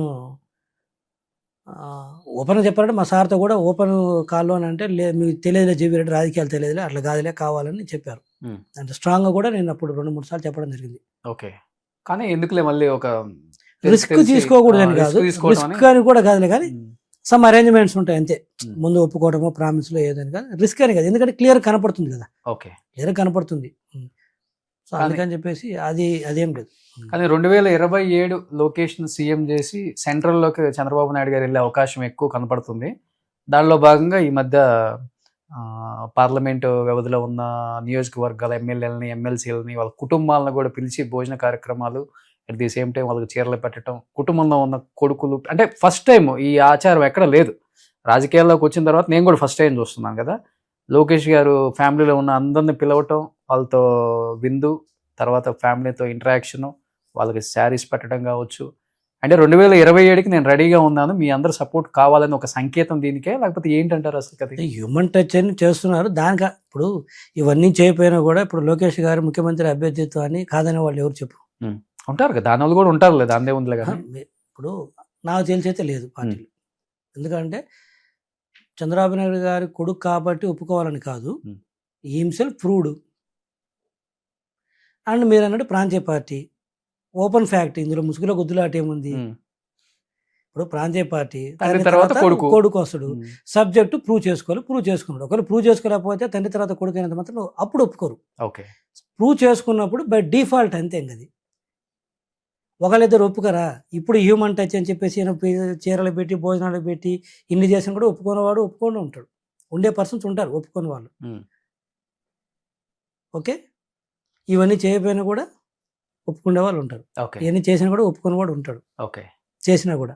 సో అందుకని అది కాదు. బట్ తను పార్ట్ ఆఫ్ లీడర్షిప్లో హ్యూమన్ టచ్ అని చెప్పేసి కొంత డెవలప్ చేసుకుంటే నథింగ్ రాంగ్ ఇన్ దట్. మంచి ఆచారం, నథింగ్ రాంగ్ ఇన్ దట్. అంటే ఎవరు చేయలే, ఏ నాయకుడు కూడా. చెప్పాలంటే గత ప్రభుత్వంలో అసలు ఎమ్మెల్యేలకు అపాయింట్మెంట్లు లేవు అనేది ఉంది కదా. మాటకు వస్తే మాటగా మాట చెప్పాలి. లోకేష్ గారు ఇప్పుడేది కాబట్టి మామూలు కూడా కలుస్తాడు బాగా లీడర్స్. ముందు పాదయాత్ర అప్పుడు కూడా డైలీ ఈవినింగ్ అందరూ అప్పుడున్న ఇన్ఛార్జీలు ఉండేవాళ్ళు కదా, నియోజకవర్గాలు ఇన్ఛార్జీలు కావచ్చు, అప్పుడున్న ఎమ్మెల్యేలు తక్కువ మందిని కూడా వచ్చి బ్రహ్మాండంగా ఇట్లా చైర్స్ చేసుకొని కూర్చొని మాట్లాడాడు ఈవినింగ్. ఓకే, ఆ ఇంటరాక్షన్ అదంతా బాగానే ఉంటుంది. మీరు 1-to-1 కూర్చొని ఉంటారు కదా లోకేష్ గారు, ఎక్కువ ఎలాంటి టాపిక్స్ డిస్కషన్ చేస్తారు? State development and next government వస్తే ఏంటి, వచ్చిన తర్వాత ఏంటి, జనరల్ డిస్కషన్ అంతే. అంతే. ఇప్పుడు ఏంది వైసీపీ వాళ్ళు ఏం మాట్లాడారు, మనం కౌంటర్ ఏమి ఇవ్వాలి, అలాంటిది అంత డెప్త్ పోయేంత ఉండదు. ఓకే, ఎక్కువ వాటి మీద ఎక్కువ వెళ్తారు, వాటి మీద ఉంటుంది. ఈయన మాత్రం చంద్రబాబు నాయుడు గారు మాత్రం ఇప్పుడు నెక్స్ట్ లెవెల్ ఉంటాడు. నెక్స్ట్ డెవలప్మెంట్ ఏంటి, ఓకే, ఇవన్నీ ఉంటాయి కొంచెం. సూపర్. సో ఇప్పుడు మొత్తం కంప్లీట్ గా సెటప్ మారిపోయింది, మైండ్ లో ఉన్న రాజకీయం అంతా డిలీట్ అయిపోయింది. ఇప్పుడు కేవలం ప్రాక్టీస్ ప్రాక్టీస్ ప్రాక్టీస్, అంతేనా? ఓకే, రిలాక్స్ అయిపోయారు అన్నమాట, F2 F3 లాగా. ఎలా ఉంది ఇప్పుడు ఈ జీవితం? ఇది బాగుంది బ్రహ్మ. ఇప్పుడు నా కంప్లీట్ గా నా చేతిలో ఉంది. నేను ఇప్పుడు రిక్రూట్మెంట్ చేసుకుంటాను, బాగా చాలా మంది రిక్రూట్ చేసుకున్నాను ఇప్పటికి. మంచి ఫైల్స్ అంటే ఇప్పుడు I'm handling all verticals, civil కావచ్చు, క్రిమినల్ కావచ్చు, కార్పొరేట్ మ్యాటర్స్ కావచ్చు, ట్యాక్స్ మ్యాటర్స్, అన్ని మ్యాటర్స్ హ్యాండిల్ చేస్తున్నాం. డిఫరెంట్ టైప్స్ ఆఫ్ క్లయింట్స్ వస్తున్నారు. డెఫినెట్ గా ఒక నెక్స్ట్ 4-5 years లో it is one of the top leading firm అయితే నేను డెఫినెట్ గా చేస్తాను. ఆ స్కోప్ ఉంది, నేను చేస్తాను. I'm working for the 24/7. నేను అదే పని ఉన్నాను. ఇంకా రెండో డివియేషన్ నాకు లేదు, ఒకటే ఫోకస్. కానీ మీరు అన్నారు కదా వ్యవస్థలో ఇన్ని లోపాలు ఉన్నాయి, ఆ లూప్ హోల్స్ కూడా మీరు చూసి వచ్చారు కదా, 1 year 1.5 year దగ్గర నుండి. మరి వచ్చిన తర్వాత వాటి మీద పోరాటం చేయాలి, వాటి మీద కోర్టులో వాదించాలి, కేసులు వేయాలి అని ఎప్పుడు కొంచెం అది అనిపించలేదా? అనిపించదు కూడా, ఎందుకంటే థియరిటికల్ గా బాగుంటది అన్ని. ఇన్ కమ్స్ టు ప్రాక్టికాలిటీ ఒకవేళ ఆ ప్యాత్ చూస్ చేసుకున్నామంటే స్మాష్.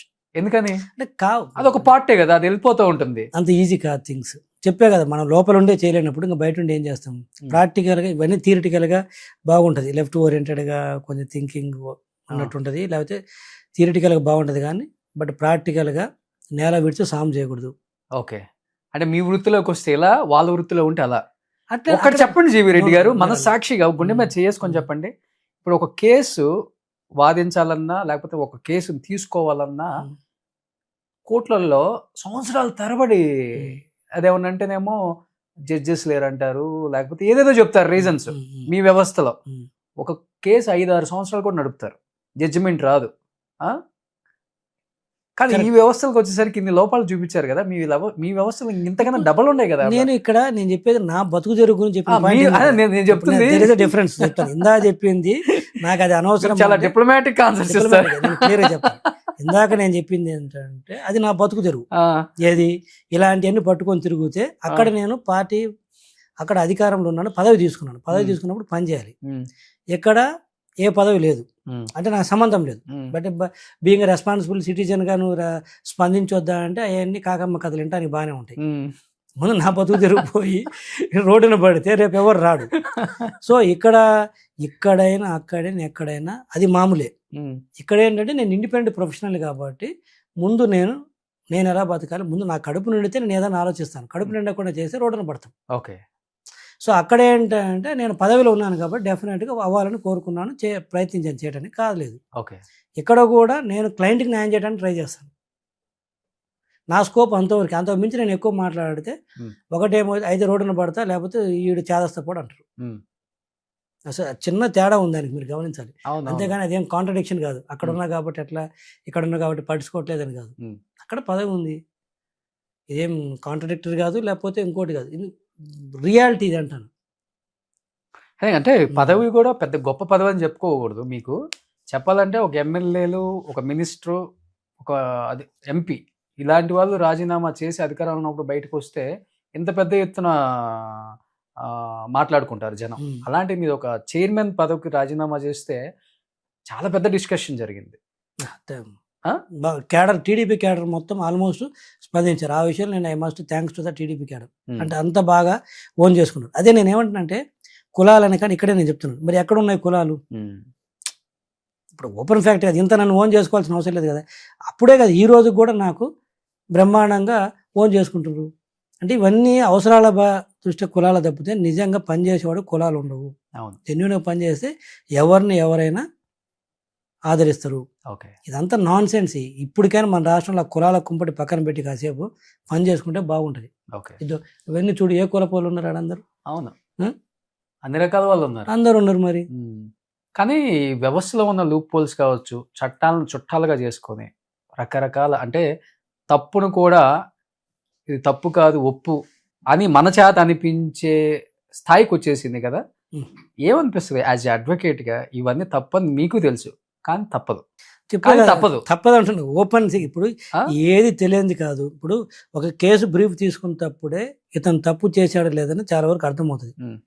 కానీ ప్రొఫెషనల్ ఎథిక్స్ ప్రకారం, అంటే న్యాయవాది వృత్తిలో ఉన్నాం కాబట్టి వాడు తప్పు చేశాడా లేదన్నా నీకు అనవసరం. నువ్వు కేసు తీసుకో, కోర్టులో పెట్టు, జడ్జి విల్ డిసైడ్. ఎందుకంటే ఒక మర్డర్ చేసి వచ్చినాడు 2 నెలల్లో బయటకు వచ్చి 5 సంవత్సరాల దాకా 5-6 సంవత్సరాల దాకా ఆ కేసుని హియరింగ్ రాకుండా చేస్తున్నారు. ఆ స్థాయికి వెళ్ళిపోయింది. అదే రోషన్ గారు ఇందాక కూడా చెప్తున్నాను ఏంటంటే, ఒక వ్యక్తులు చేయగలిగింది అది మనకు ఆ రూట్స్ నుంచి కొంచెం రిఫార్మ్స్ చేసుకుంటూ వస్తే ఓవర్ ఏ పీరియడ్లో ఇవన్నీ చేంజ్ అవుతాయి.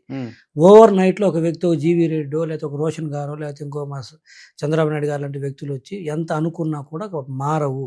నీకు సిస్టంలో చేంజ్ చేసుకుంటేనే చేంజెస్ వస్తుందని నేను స్ట్రాంగ్గా నమ్ముతాను. ఇప్పుడు బ్రిటిష్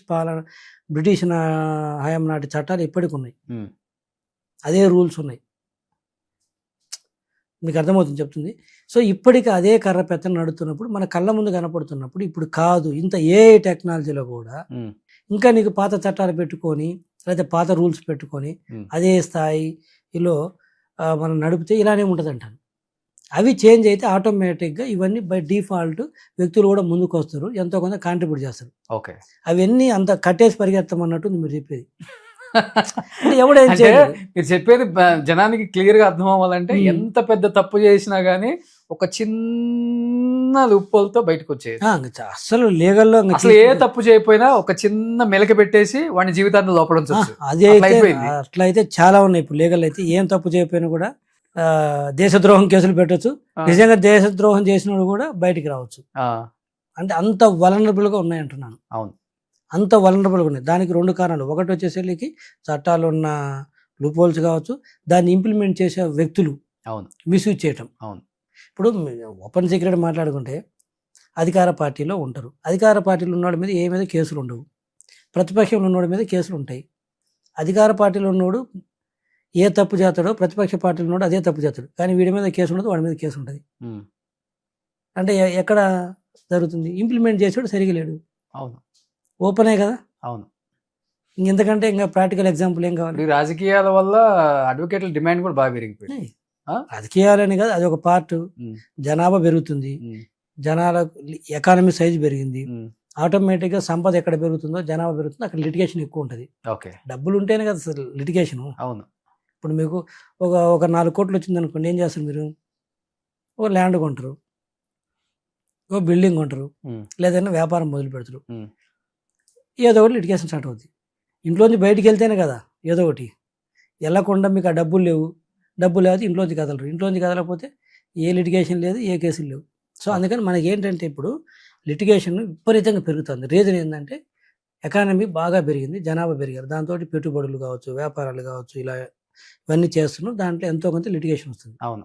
దాంతో ఏంటంటే ఈరోజు ఈ ప్రొఫెషన్కి విపరీతమైన డిమాండ్ ఉంది ఈరోజు లా ప్రొఫెషన్. ఇంకోటి ఏంటంటే అధికారం ప్రతిపక్షం పక్కన పెడితే మీరు 410 మంది అనధికార ఎంప్లాయీస్ ని తీసేయాలని మీరు ఒక స్టేట్మెంట్ ఇచ్చినప్పుడు అది ముందుకెళ్ళలేదు చెప్పాలంటే. ఎటువంటి చర్యలు కూడా క్రిమినల్ చర్యలు కూడా తీసుకోలేదు ఎవరి మీద కూడా.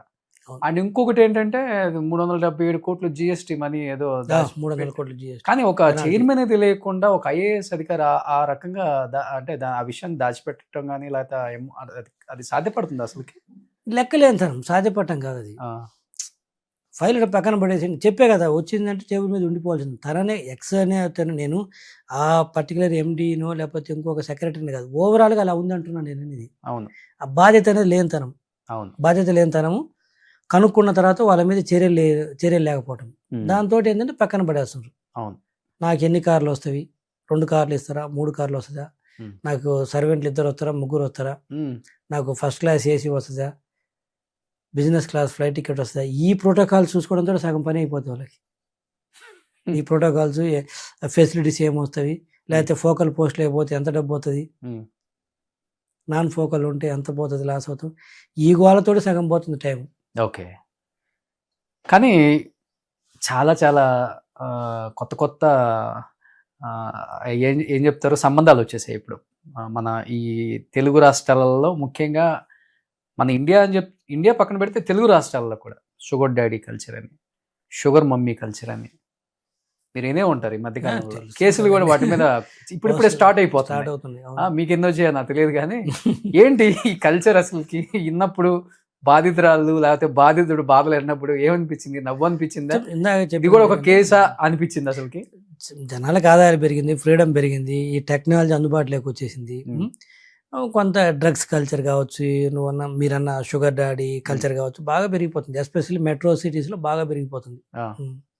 బాగా అంటే నీకేమవుతుందంటే లా కూడా ఏమవుతుందంటే ఎప్పుడైనా సరే మెజారిటీ పీపుల్ చేస్తున్నారు అనుకోండి, దాన్ని ఇంకా ప్రివెంట్ చేయలేదు. ఓకే. ఇప్పుడు తక్కువ మంది ఎక్కువ తప్పులు చేస్తుంటే దాన్ని చట్టం చేసి రెగ్యులేట్ చేయటం లేదా పనిష్మెంట్ చేస్తారు. అందరు చేస్తున్నారు అనుకోండి, ఇంకేం ఏ చట్టం ఇంప్లిమెంట్ చేయలేదు, ఎవరు పర్టికులర్ అంటారు. ఉదాహరణకి అడల్టరీ అనేది ఉంది, ఒకప్పుడు అది పనిషబుల్ అఫెన్స్. ఓకే. దాన్ని సుప్రీంకోర్టు స్ట్రైక్ ఆఫ్ చేసేసింది. ఎందుకు? అది ఎక్కువ అయిపోయింది. ఎక్కువ అయిపోయినప్పుడు దాన్ని అనవసరం అందరు చేస్తున్నప్పుడు మనకు వచ్చిన ఇబ్బంది ఏముంది, దాని వరకు పని చేస్తూ పోతే జైలు పట్టవు, పోలీసు వాళ్ళకి రోజు ఇదే పని ఉంటుంది అని చెప్పి దాన్ని రెగ్యులరైజ్ కూడా చేయలేదు కనీసం. ఒకటి ఫస్ట్ ఏం చేస్తారంటే ప్రివెన్షన్ ఉంటుంది, లేదా రెగ్యులరైజ్, లేకపోతే లిబరలైజ్.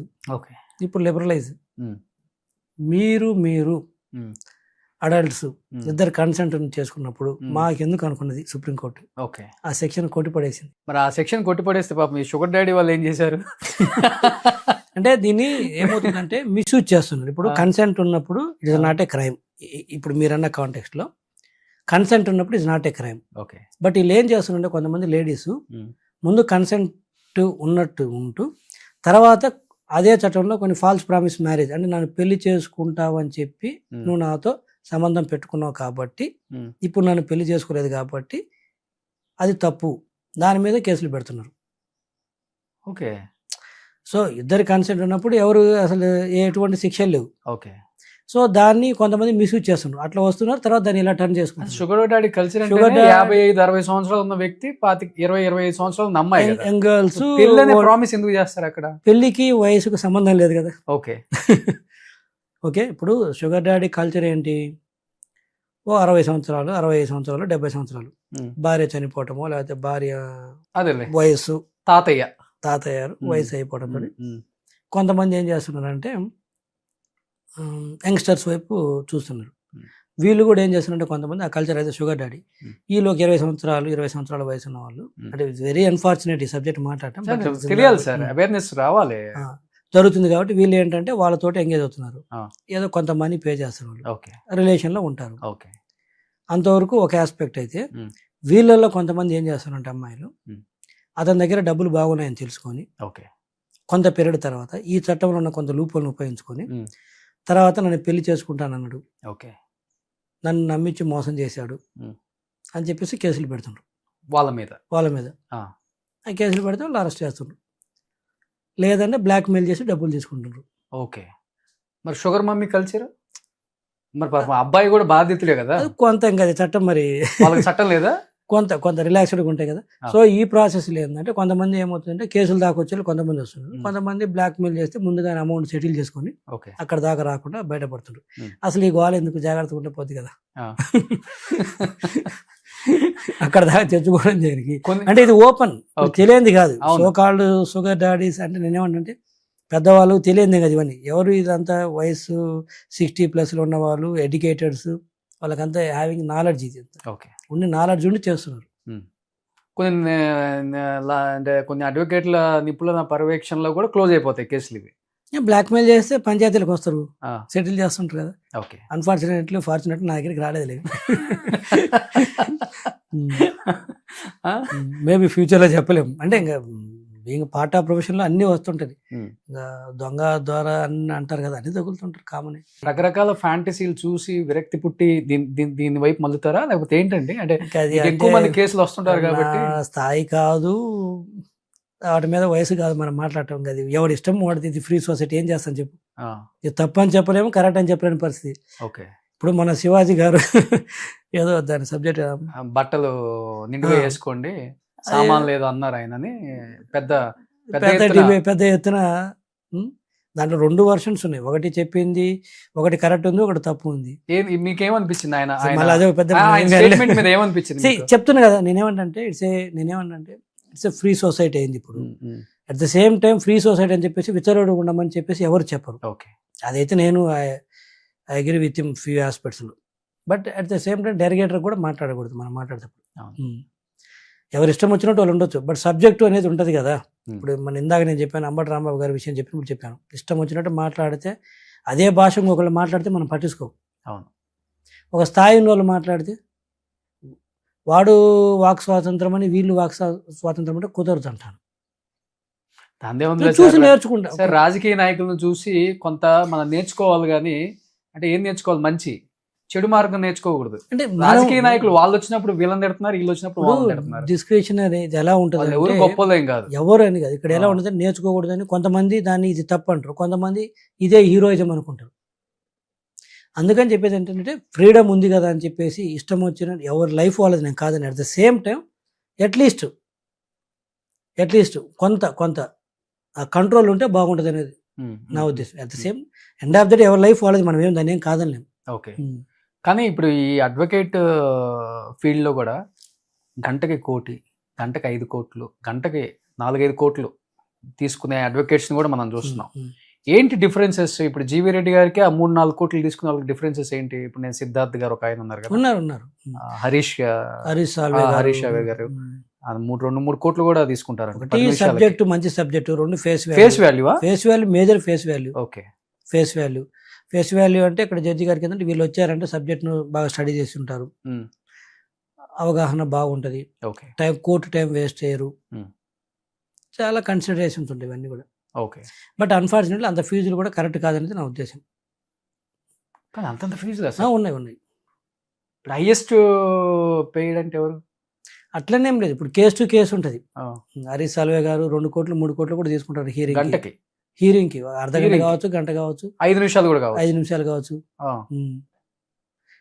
సబ్జెక్ట్ని బట్టి కొన్ని ఇంకా ఎక్కువ ఉంటాయి, ఆర్బిట్రేషన్ కేసులు అయితే ఇంకా ఎక్కువ ఉంటాయి. ఓకే. అట్లా సబ్జెక్ట్ని బట్టి కూడా మారుతుంది అనమాట. ఇంతకుముందు రామ్ జెట్మలాని గారు ఉన్నారు. ఇంతకుముందు రామ్ జెట్మల్ గారు ఉన్నారు. సబ్జెక్ట్ని బట్టి, అడ్వకేట్ని బట్టి, కోర్టుని బట్టి. ఉమ్. హైకోర్టులో ఒక రకంగా ఉంటుంది, సుప్రీంకోర్టు బయటకి సేమ్ సబ్జెక్టు సేమ్ అడ్వకేట్ కానీ మళ్ళీ ఫీజు మారుతుంది. కానీ వాళ్ళు కూడా తప్పని తెలిసినా కానీ కేసుని వాదించే ప్రయత్నాలు కొంతమంది చేస్తుంటారు కదా.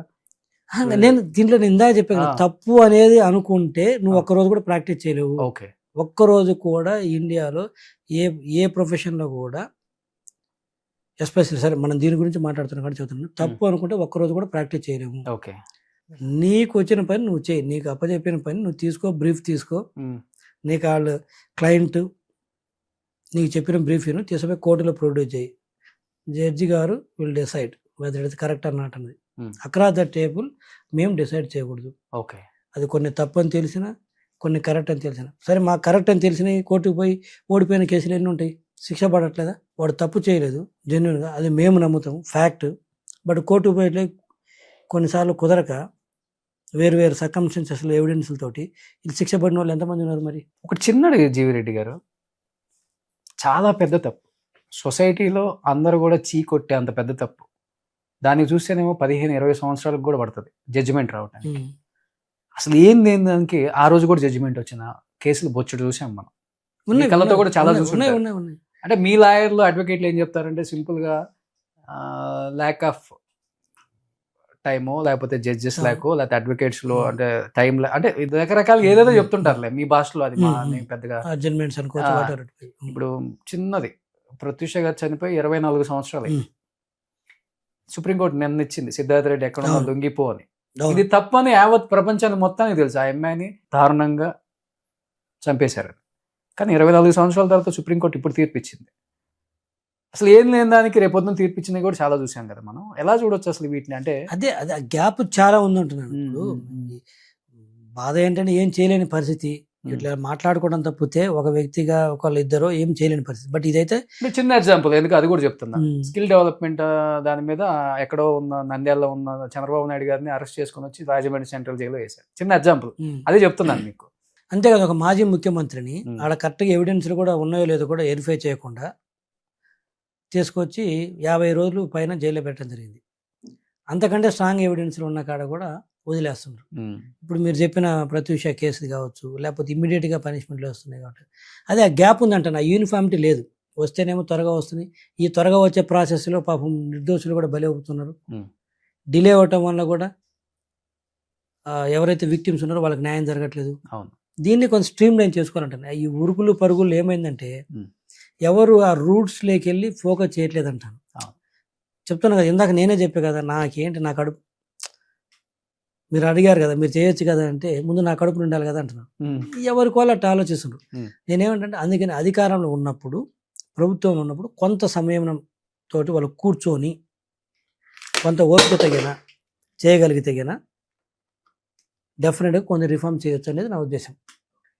అక్కడ రావాలంటాను నేను. వ్యక్తులుగా ఇప్పుడున్న సొసైటీలో మనం చేయడం కష్టము. ఒక వ్యవస్థలో నువ్వు అనొచ్చు, మరి నువ్వు వ్యవస్థలో ఉండి నువ్వు చేయొచ్చు కదా అని. అంటే నా వ్యవస్థ మళ్ళీ అది చాలా మంది నడుతుండ్రు, బయటకు వచ్చినావు కదా నువ్వు అడుండి పోరాడవచ్చు కదా అంటారు. ఇక్కడ ఇష్యూ అక్కడ కూడా మళ్ళీ వ్యవస్థ అంటే వ్యక్తి అవుతున్నాడు. అక్కడ బ్రాడర్గా ఒక పాలసీ తీసుకోవాలి ప్రభుత్వం. ఎస్, ప్రభుత్వం ఒక పాలసీ తీసుకొని వచ్చి నువ్వు కూర్చుంటే కొన్ని పనులు అవుతాయి. తప్పితే చాలా మంది అంటారు నువ్వు 5 మినిట్ చైర్మన్గా నువ్వు రిజైన్ చేసి వచ్చి ఉండి పోరాడవచ్చు కదా అంటారు.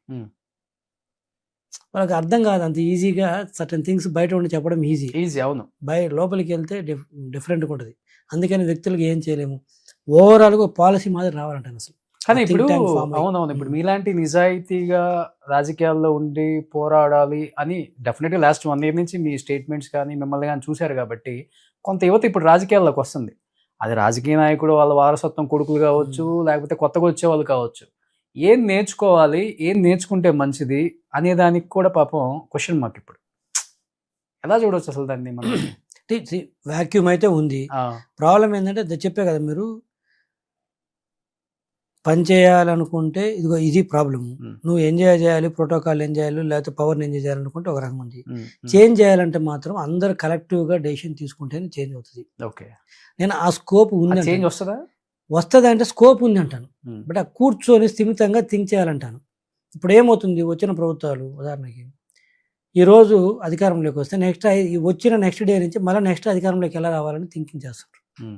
అది ఏ పార్టీ అన్నా కానీ.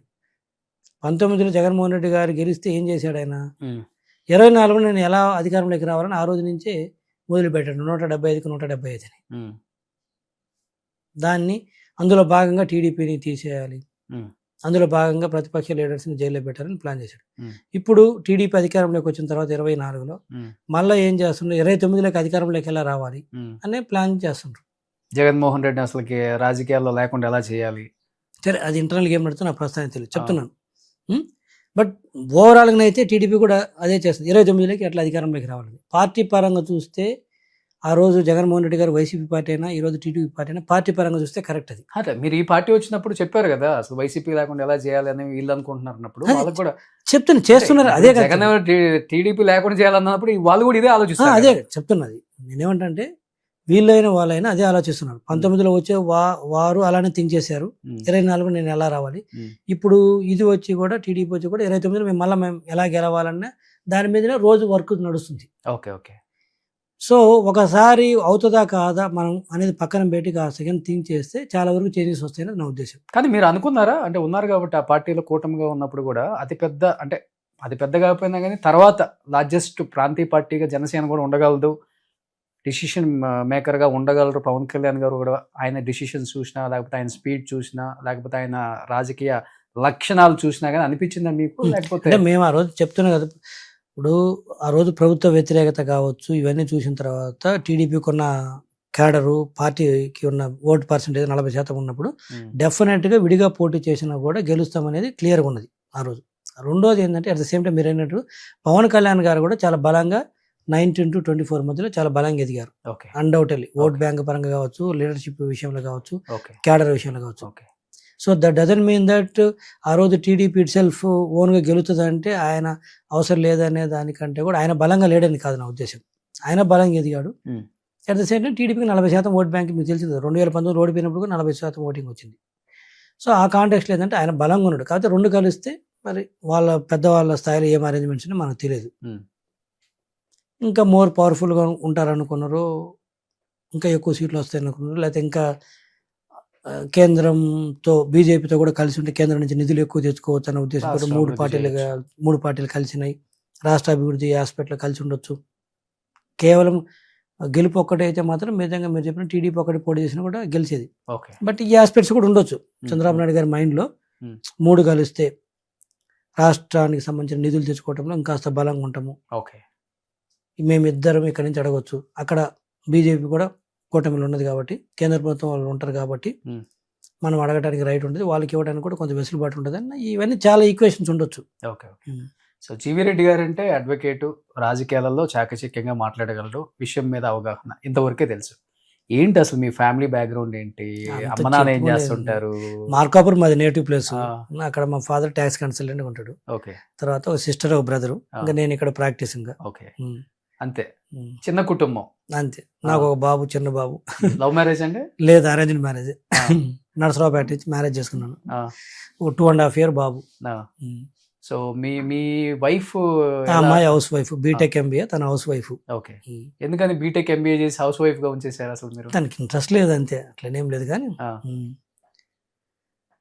ఒకటి అంతే, తనకి ఇంట్రెస్ట్ లేదు, అంత ఫైనాన్షియల్ కూడా అంత నీడ్ లేదు, రెండు ఉన్నాయి. ఓకే. సో అంటే మీరు ఎక్కువ ఏ రాజకీయంలో ఉన్నప్పుడు ఎక్కువ తను కోఆపరేషన్, సపోర్ట్, ఎంకరేజ్మెంట్ ఉండేదా, లేకపోతే ఇటు ఉన్నప్పుడు ఇన్వాల్వ్ కదా అసలు ఇన్వాల్వ్? ఈ ఆఫీస్ తను ఓపెనింగ్ రోజు చూసిందంటే అర్థం చేసుకో. అవునా? తను అసలు ఆఫీసులు కానీ, పాలిటిక్స్ కానీ, నా ప్రొఫెషన్ కానీ ఏం పట్టించుకోరు. తన ఇల్లు తను. టైం ఇస్తారా అసలుకి ఫ్యామిలీకి? మార్నింగ్ 9:30కి వస్తాను ఆఫీస్కి, మళ్ళీ ఈవినింగ్ 6:30, 7కి వెళ్తాను. మళ్ళీ ఇంట్లో ఉంటాం కదా. ఏమైనా ట్రిప్స్ కానీ, బయటకు వెళ్ళటం, ప్రేమగా కొనిపించడం ఇవన్నీ ఉంటాయా మీ లైఫ్ లో? షాపింగ్, మూవీస్ కామనే కదా. కామనే అంతే. కానీ అరేంజ్డ్ మ్యారేజ్ కదా మీరు కూడా? Arranged marriage. కానీ మీరు అరేంజ్డ్ మ్యారేజ్ మీద ఏదో కామెంట్ చేశారే, ఏం చెప్పాను? ఏం కామెంట్ చేయలేదు? నేనేం, నాకు ఎక్కడో గుర్తుంది, ఒక రీల్ చూశాను. I don't think so. నేను అసలు ఆట అలాంటి వాటి జోలికి కూడా పోలేను అసలు. ఓకే. ఎవరి ఇష్టం వాళ్ళది, అంతే చెప్తాను కదా. కాకపోతే కొంచెం శృతి మించకూడదు అంటాను తప్పితే, ఎవరి లైఫ్ వాళ్ళది, ఎవరి ఇష్టం వాళ్ళది. ఈ నేను ఎప్పుడు కోరుకునేది ఏంటంటే ఒకటి, ఎస్పెషల్ మన స్టేట్లో ఈ కుల పని మరీ డిస్గస్టింగ్ ఉంది అసలు. మరీ రోజు రోజుగా తగ్గుతుంది అనుకుంటే పెరిగిపోతుంది. అదొక్కటే మాత్రం కొంచెం డిస్గస్టింగ్ ఉంది తప్పితే మిగతా విషయాల్లో ఎవరు ఇష్టం ఉండదబ్బా. కానీ love marriage best arranged no marriage no best? No no అది ఇప్పుడు ఎందుకంటే పెళ్ళైన 2 నెలలకి 3 నెలలకు కూడా డైవర్స్ అప్లై చేసేస్తున్నారు. రెండింటిలో చాలా కేసులు వచ్చాయి మీ దగ్గర. అవి అయితే బాగా వస్తున్నాయి అసలు. మీకు అసలుకి ఏంట్రా బాబు అనిపించిన కేసు అంటే ఏమని చెప్తారు? రెండింటిలో ఉన్నవి, లవ్ మ్యారేజ్లు ఉన్నవి, అరేంజ్డ్ మ్యారేజ్లు ఉన్నవి. ఆ, చిన్న చిన్న కారణాలతో డైవర్స్లకు వస్తున్నారు. అంటే ఎలాంటి కారణాలు సార్? ఏం లేదు, అబ్బాయి ఫాదర్ని అమ్మాయి తిట్టిందని, లేకపోతే అమ్మాయి ఫాదర్ని అబ్బాయి తిట్టాడని, డబ్బులు ఎవరి డబ్బులు వాళ్ళవే, కూరలు ఉప్పు సరిగా లేదని, వీటి మీద కూడా వస్తున్నాయా? చెప్తున్నాను డామినేషన్, ఎవరి ఇష్టం వాడది అన్నట్లు. ఓకే, సిల్లీగా అనిపిస్తుంది మీకు కూడా? చాలా సిల్లీ రీజన్స్. మా పేరెంట్స్ తిట్టారని వీళ్ళు, ఏ పేరెంట్స్ తిట్టారని వాళ్ళు. ఓకే, ఎవరు డబ్బు, నీ సంపాదన నాదే, నీ సంపాదన నీదే, నా సంపాదన నాదే. ఇంకా పెళ్లి చేసుకున్న తర్వాత మళ్ళీ ఇద్దరు ఏంటో నాకు అర్థం కాదు, ఎవరి సంపాదన వాళ్ళది అంటే. ఇవి రీజన్స్, విడాకులు మేజర్ రీజన్స్, మేజర్ కేసుల్లో రీజన్స్, చాలా పెద్దవి కదా మేజర్ రీజన్స్, మేజర్ కేసుల్లో reasons. Of course away major reasons కనపడుతున్నాయి. చాలా ఎక్కువైపోతున్నాయి ఇప్పుడు కదా. అవును సరే, లవ్ మ్యారేజ్ అరేంజ్ మ్యారేజ్ అనేది అసలు కంప్లీట్ ఎవరు ఇష్టం పడుతుంటుంది కదా అది. ఇంకా ఫ్యూచర్ గోల్స్ ఏంటి అంటే పెద్ద లా ఫామ్, ఓకే ఇంకా అంతే. టైం బీయింగ్ నాకు ఇది తప్పితే ఇంకా రెండో ఆలోచన లేదు. దీన్ని కంప్లీట్ గా ఒక మంచి లా ఫర్మ్ కింద, కార్పొరేట్ లా ఫర్మ్ కింద ఎస్టాబ్లిష్ చేయాలన్నది, having dealing with all verticals. Okay, so మీరు అన్నారు కోర్టులో జడ్జెస్ ముందు ఫేస్ వాల్యూ ఉన్న అడ్వకేట్స్ వస్తే తీర్పులు వేరేలాగా ఉంటాయని. తీర్పులు వేరేగా ఉంటాయని కదా, త్వరగా వాల్యూ పెరుగుతుంది, త్వరగా వింటారు, సబ్జెక్ట్ వింటారు. గంటకి 1-2 కోట్లు అది పక్కన పెడితే, ఇప్పుడు జీవీ రెడ్డి గారికి ఎలా ఉంటుంది ఫేస్ వాల్యూ? అసలు పెంచుకోవాలి. మీకు ఉంది కదా, అది తెలియటం వేరు, మీడియా పరంగా పొలిటికల్ ఉన్నది వేరు. ఇక్కడ మళ్ళీ మేము సబ్జెక్ట్ తోటి పెంచుకోవాల్సింది తప్పితే, ఓకే జీవీ రెడ్డి అంటే కొంతమంది తెలుగు జడ్జిలు ఉంటే గుర్తుపడతారు, బట్ దాంతో పనులు మనం సబ్జెక్ట్ పెంచుకోవాల్సిందేను, ఎస్టాబ్లిష్ చేయాల్సిందే, దానివల్లే అవుతుంది. మరి దాంట్లో కూడా మరి అడ్డగోలు కేసులు తీసుకెళ్ళినా కూడా వాళ్ళు అబ్జర్వ్ చేస్తుంటారు, ఈడేంటి ప్రతిదీ అడ్డగోలు కేసులు తీసుకొస్తుంటారు డబ్బుల కోసం అనేది. బయట పడరు కానీ బట్ మైండ్లో ఉంటుంది. సో తీసుకున్నప్పుడు కూడా కొంత మనం జుడిషియస్ థింకింగ్ ఉండాలి. అఫ్ కోర్స్ తప్పదు, but at the same time తప్పదు అని చెప్పేసి మరి అడ్డగోలుగా ఉన్నా కూడా మన రెప్యుటేషన్ కూడా అట్నే పడిపోతుంది. డబ్బులు రావచ్చు కానీ రెప్యుటేషన్ పోతుంది.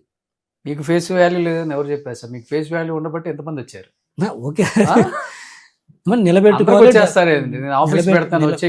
నిలబెట్టుకోవాలి, డెవలప్ చేసుకోవాలి.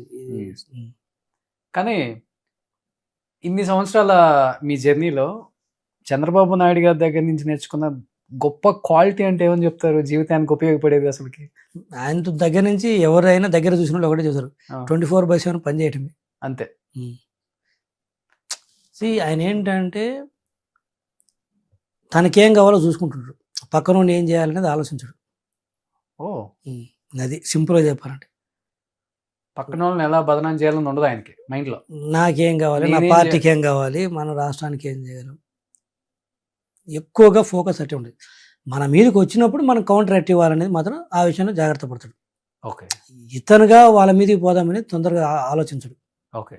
మన మీదకి వచ్చినప్పుడు మాత్రం అట్లీస్ట్ అంతవరకు కౌంటర్ ఇచ్చి వదిలేద్దాం. మిగతాదంతా ఆయన అంతా ఫోకస్ పార్టీ నిర్మాణము, రాష్ట్రము, ఈ గోల్లో ఉంటాడు. అన్నిటి మించి ఏంటంటే పని, ఎప్పుడు ఎంగేజ్ అవుతాడు, ఏదో ఒకటి ఎంగేజ్ అవుతాడు, ఖాళీగా అయితే ఉండడు. అంటే పేరు నాని కూడా ఒక డిబేట్ లో కూడా అన్నారు TV9 లో, వాళ్ళ వైఫ్ మీద కేసులు పెట్టాలి, అరెస్ట్ చేయాలని చూసినప్పుడు ఆడవాళ్ళతో ఏం పని అయ్యా మీకు, ఎవరంటే వాళ్ళ మీద చూసుకోవాలి కానీ ఇంట్లో ఆడవాళ్ళతో మీకేం పని అని చెప్పి తిట్టి ఆ రోజు ఆయన ఆపిచ్చారు. అది అంటే నేను దాదాపు 3-4 సంవత్సరాల దగ్గరగా చేసినాం కదా. ఈ రోజు ఆయన బయటకు వచ్చి మళ్ళీ వాళ్ళ ప్రాపకం కోసమో లేకపోతే ఇంకోటి కాదు, నేను చెప్పాను కదా, మళ్ళీ వెళ్ళే ఉద్దేశం కూడా లేదని చెప్పాను. మీరు ఫస్ట్లో అడిగారు పసుపు కండవ కప్పుకుంటారా మళ్ళీ అంటే, అసలు పసుపు కండవే కాదు, రాజకీయ కండవ కప్పుకునే ఉద్దేశాలు లేనప్పుడు వదిలేసారు. అంత పెద్ద స్టేట్మెంట్ ఆ రోజు పరిస్థితులు ఎట్లుంటే చెప్పలేదు. అది కరెక్ట్, నేను అగ్రీ కానీ దాని కాదని. కానీ పవన్ కళ్యాణ్ గారు కూడా సినిమాలు తీనన్నారు, చిరంజీవి గారు కూడా సినిమాలు తీనన్నారు. నేను కాదని కానీ, అంటే ఆ రోజు పరిస్థితులను బట్టి తప్పదు ఎవరికైనా. అది మేబీ నేను కాదని కానీ, బట్ నేనేమంటే అదేదో కొంతమంది అనుకోవచ్చు, జీవీ రెడ్డి ఏంటి ఇంకా పార్టీ నుంచి బయటకు వచ్చిన తర్వాత కూడా ఆయన మీద విధేయత ప్రకటిస్తుండు అనేది రావచ్చు కొంతమంది. ఇట్స్ నాట్ అబౌట్ ఏదో లాయల్టీ విధేయత ప్రకటించడం అని కాదు. మనము ఒక అవకాశం ఒక వ్యక్తి ద్వారా పొందినప్పుడు, వాళ్ళ ద్వారా గుర్తింపు పొందినప్పుడు, అట్లీస్ట్ మనం మేలు చేయకపోయినా కూడా చెడుగా థింక్ చేయకూడదు, హామ్ చేయకూడదు అని నా ఉద్దేశం. అది ఉంటే బాగుంటుంది. నేను అదే కదా, ఈ కులాలు పక్కన పెట్టేసి ఈ కొంత ఈ టాక్సిక్ కల్చర్ తగ్గాలంట. అవును.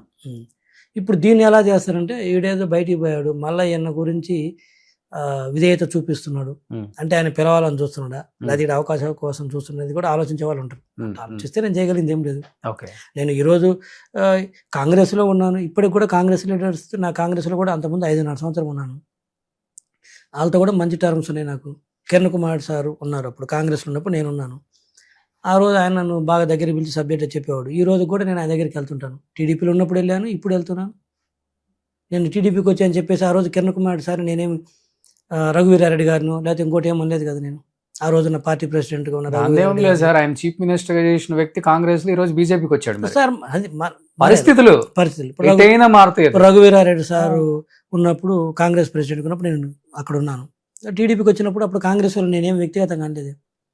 మనం అక్కడ అవకాశాలు పొంది గుర్తింపు పొందినప్పుడు అనవసరమైన కామెంట్ చేయకూడదు అనేది నా ఉద్దేశం. అంతే. దట్ డజంట్ మీన్ దట్ ఇప్పుడు కాంగ్రెస్ను కూడా రఘువీరారెడ్డి గారి గురించి నేను చెప్తున్నాను. ఇప్పుడు నేను వారిని కోసం ప్రాపకం కోసం పాకులాడుతున్నట్టు నేను కాదు కదా.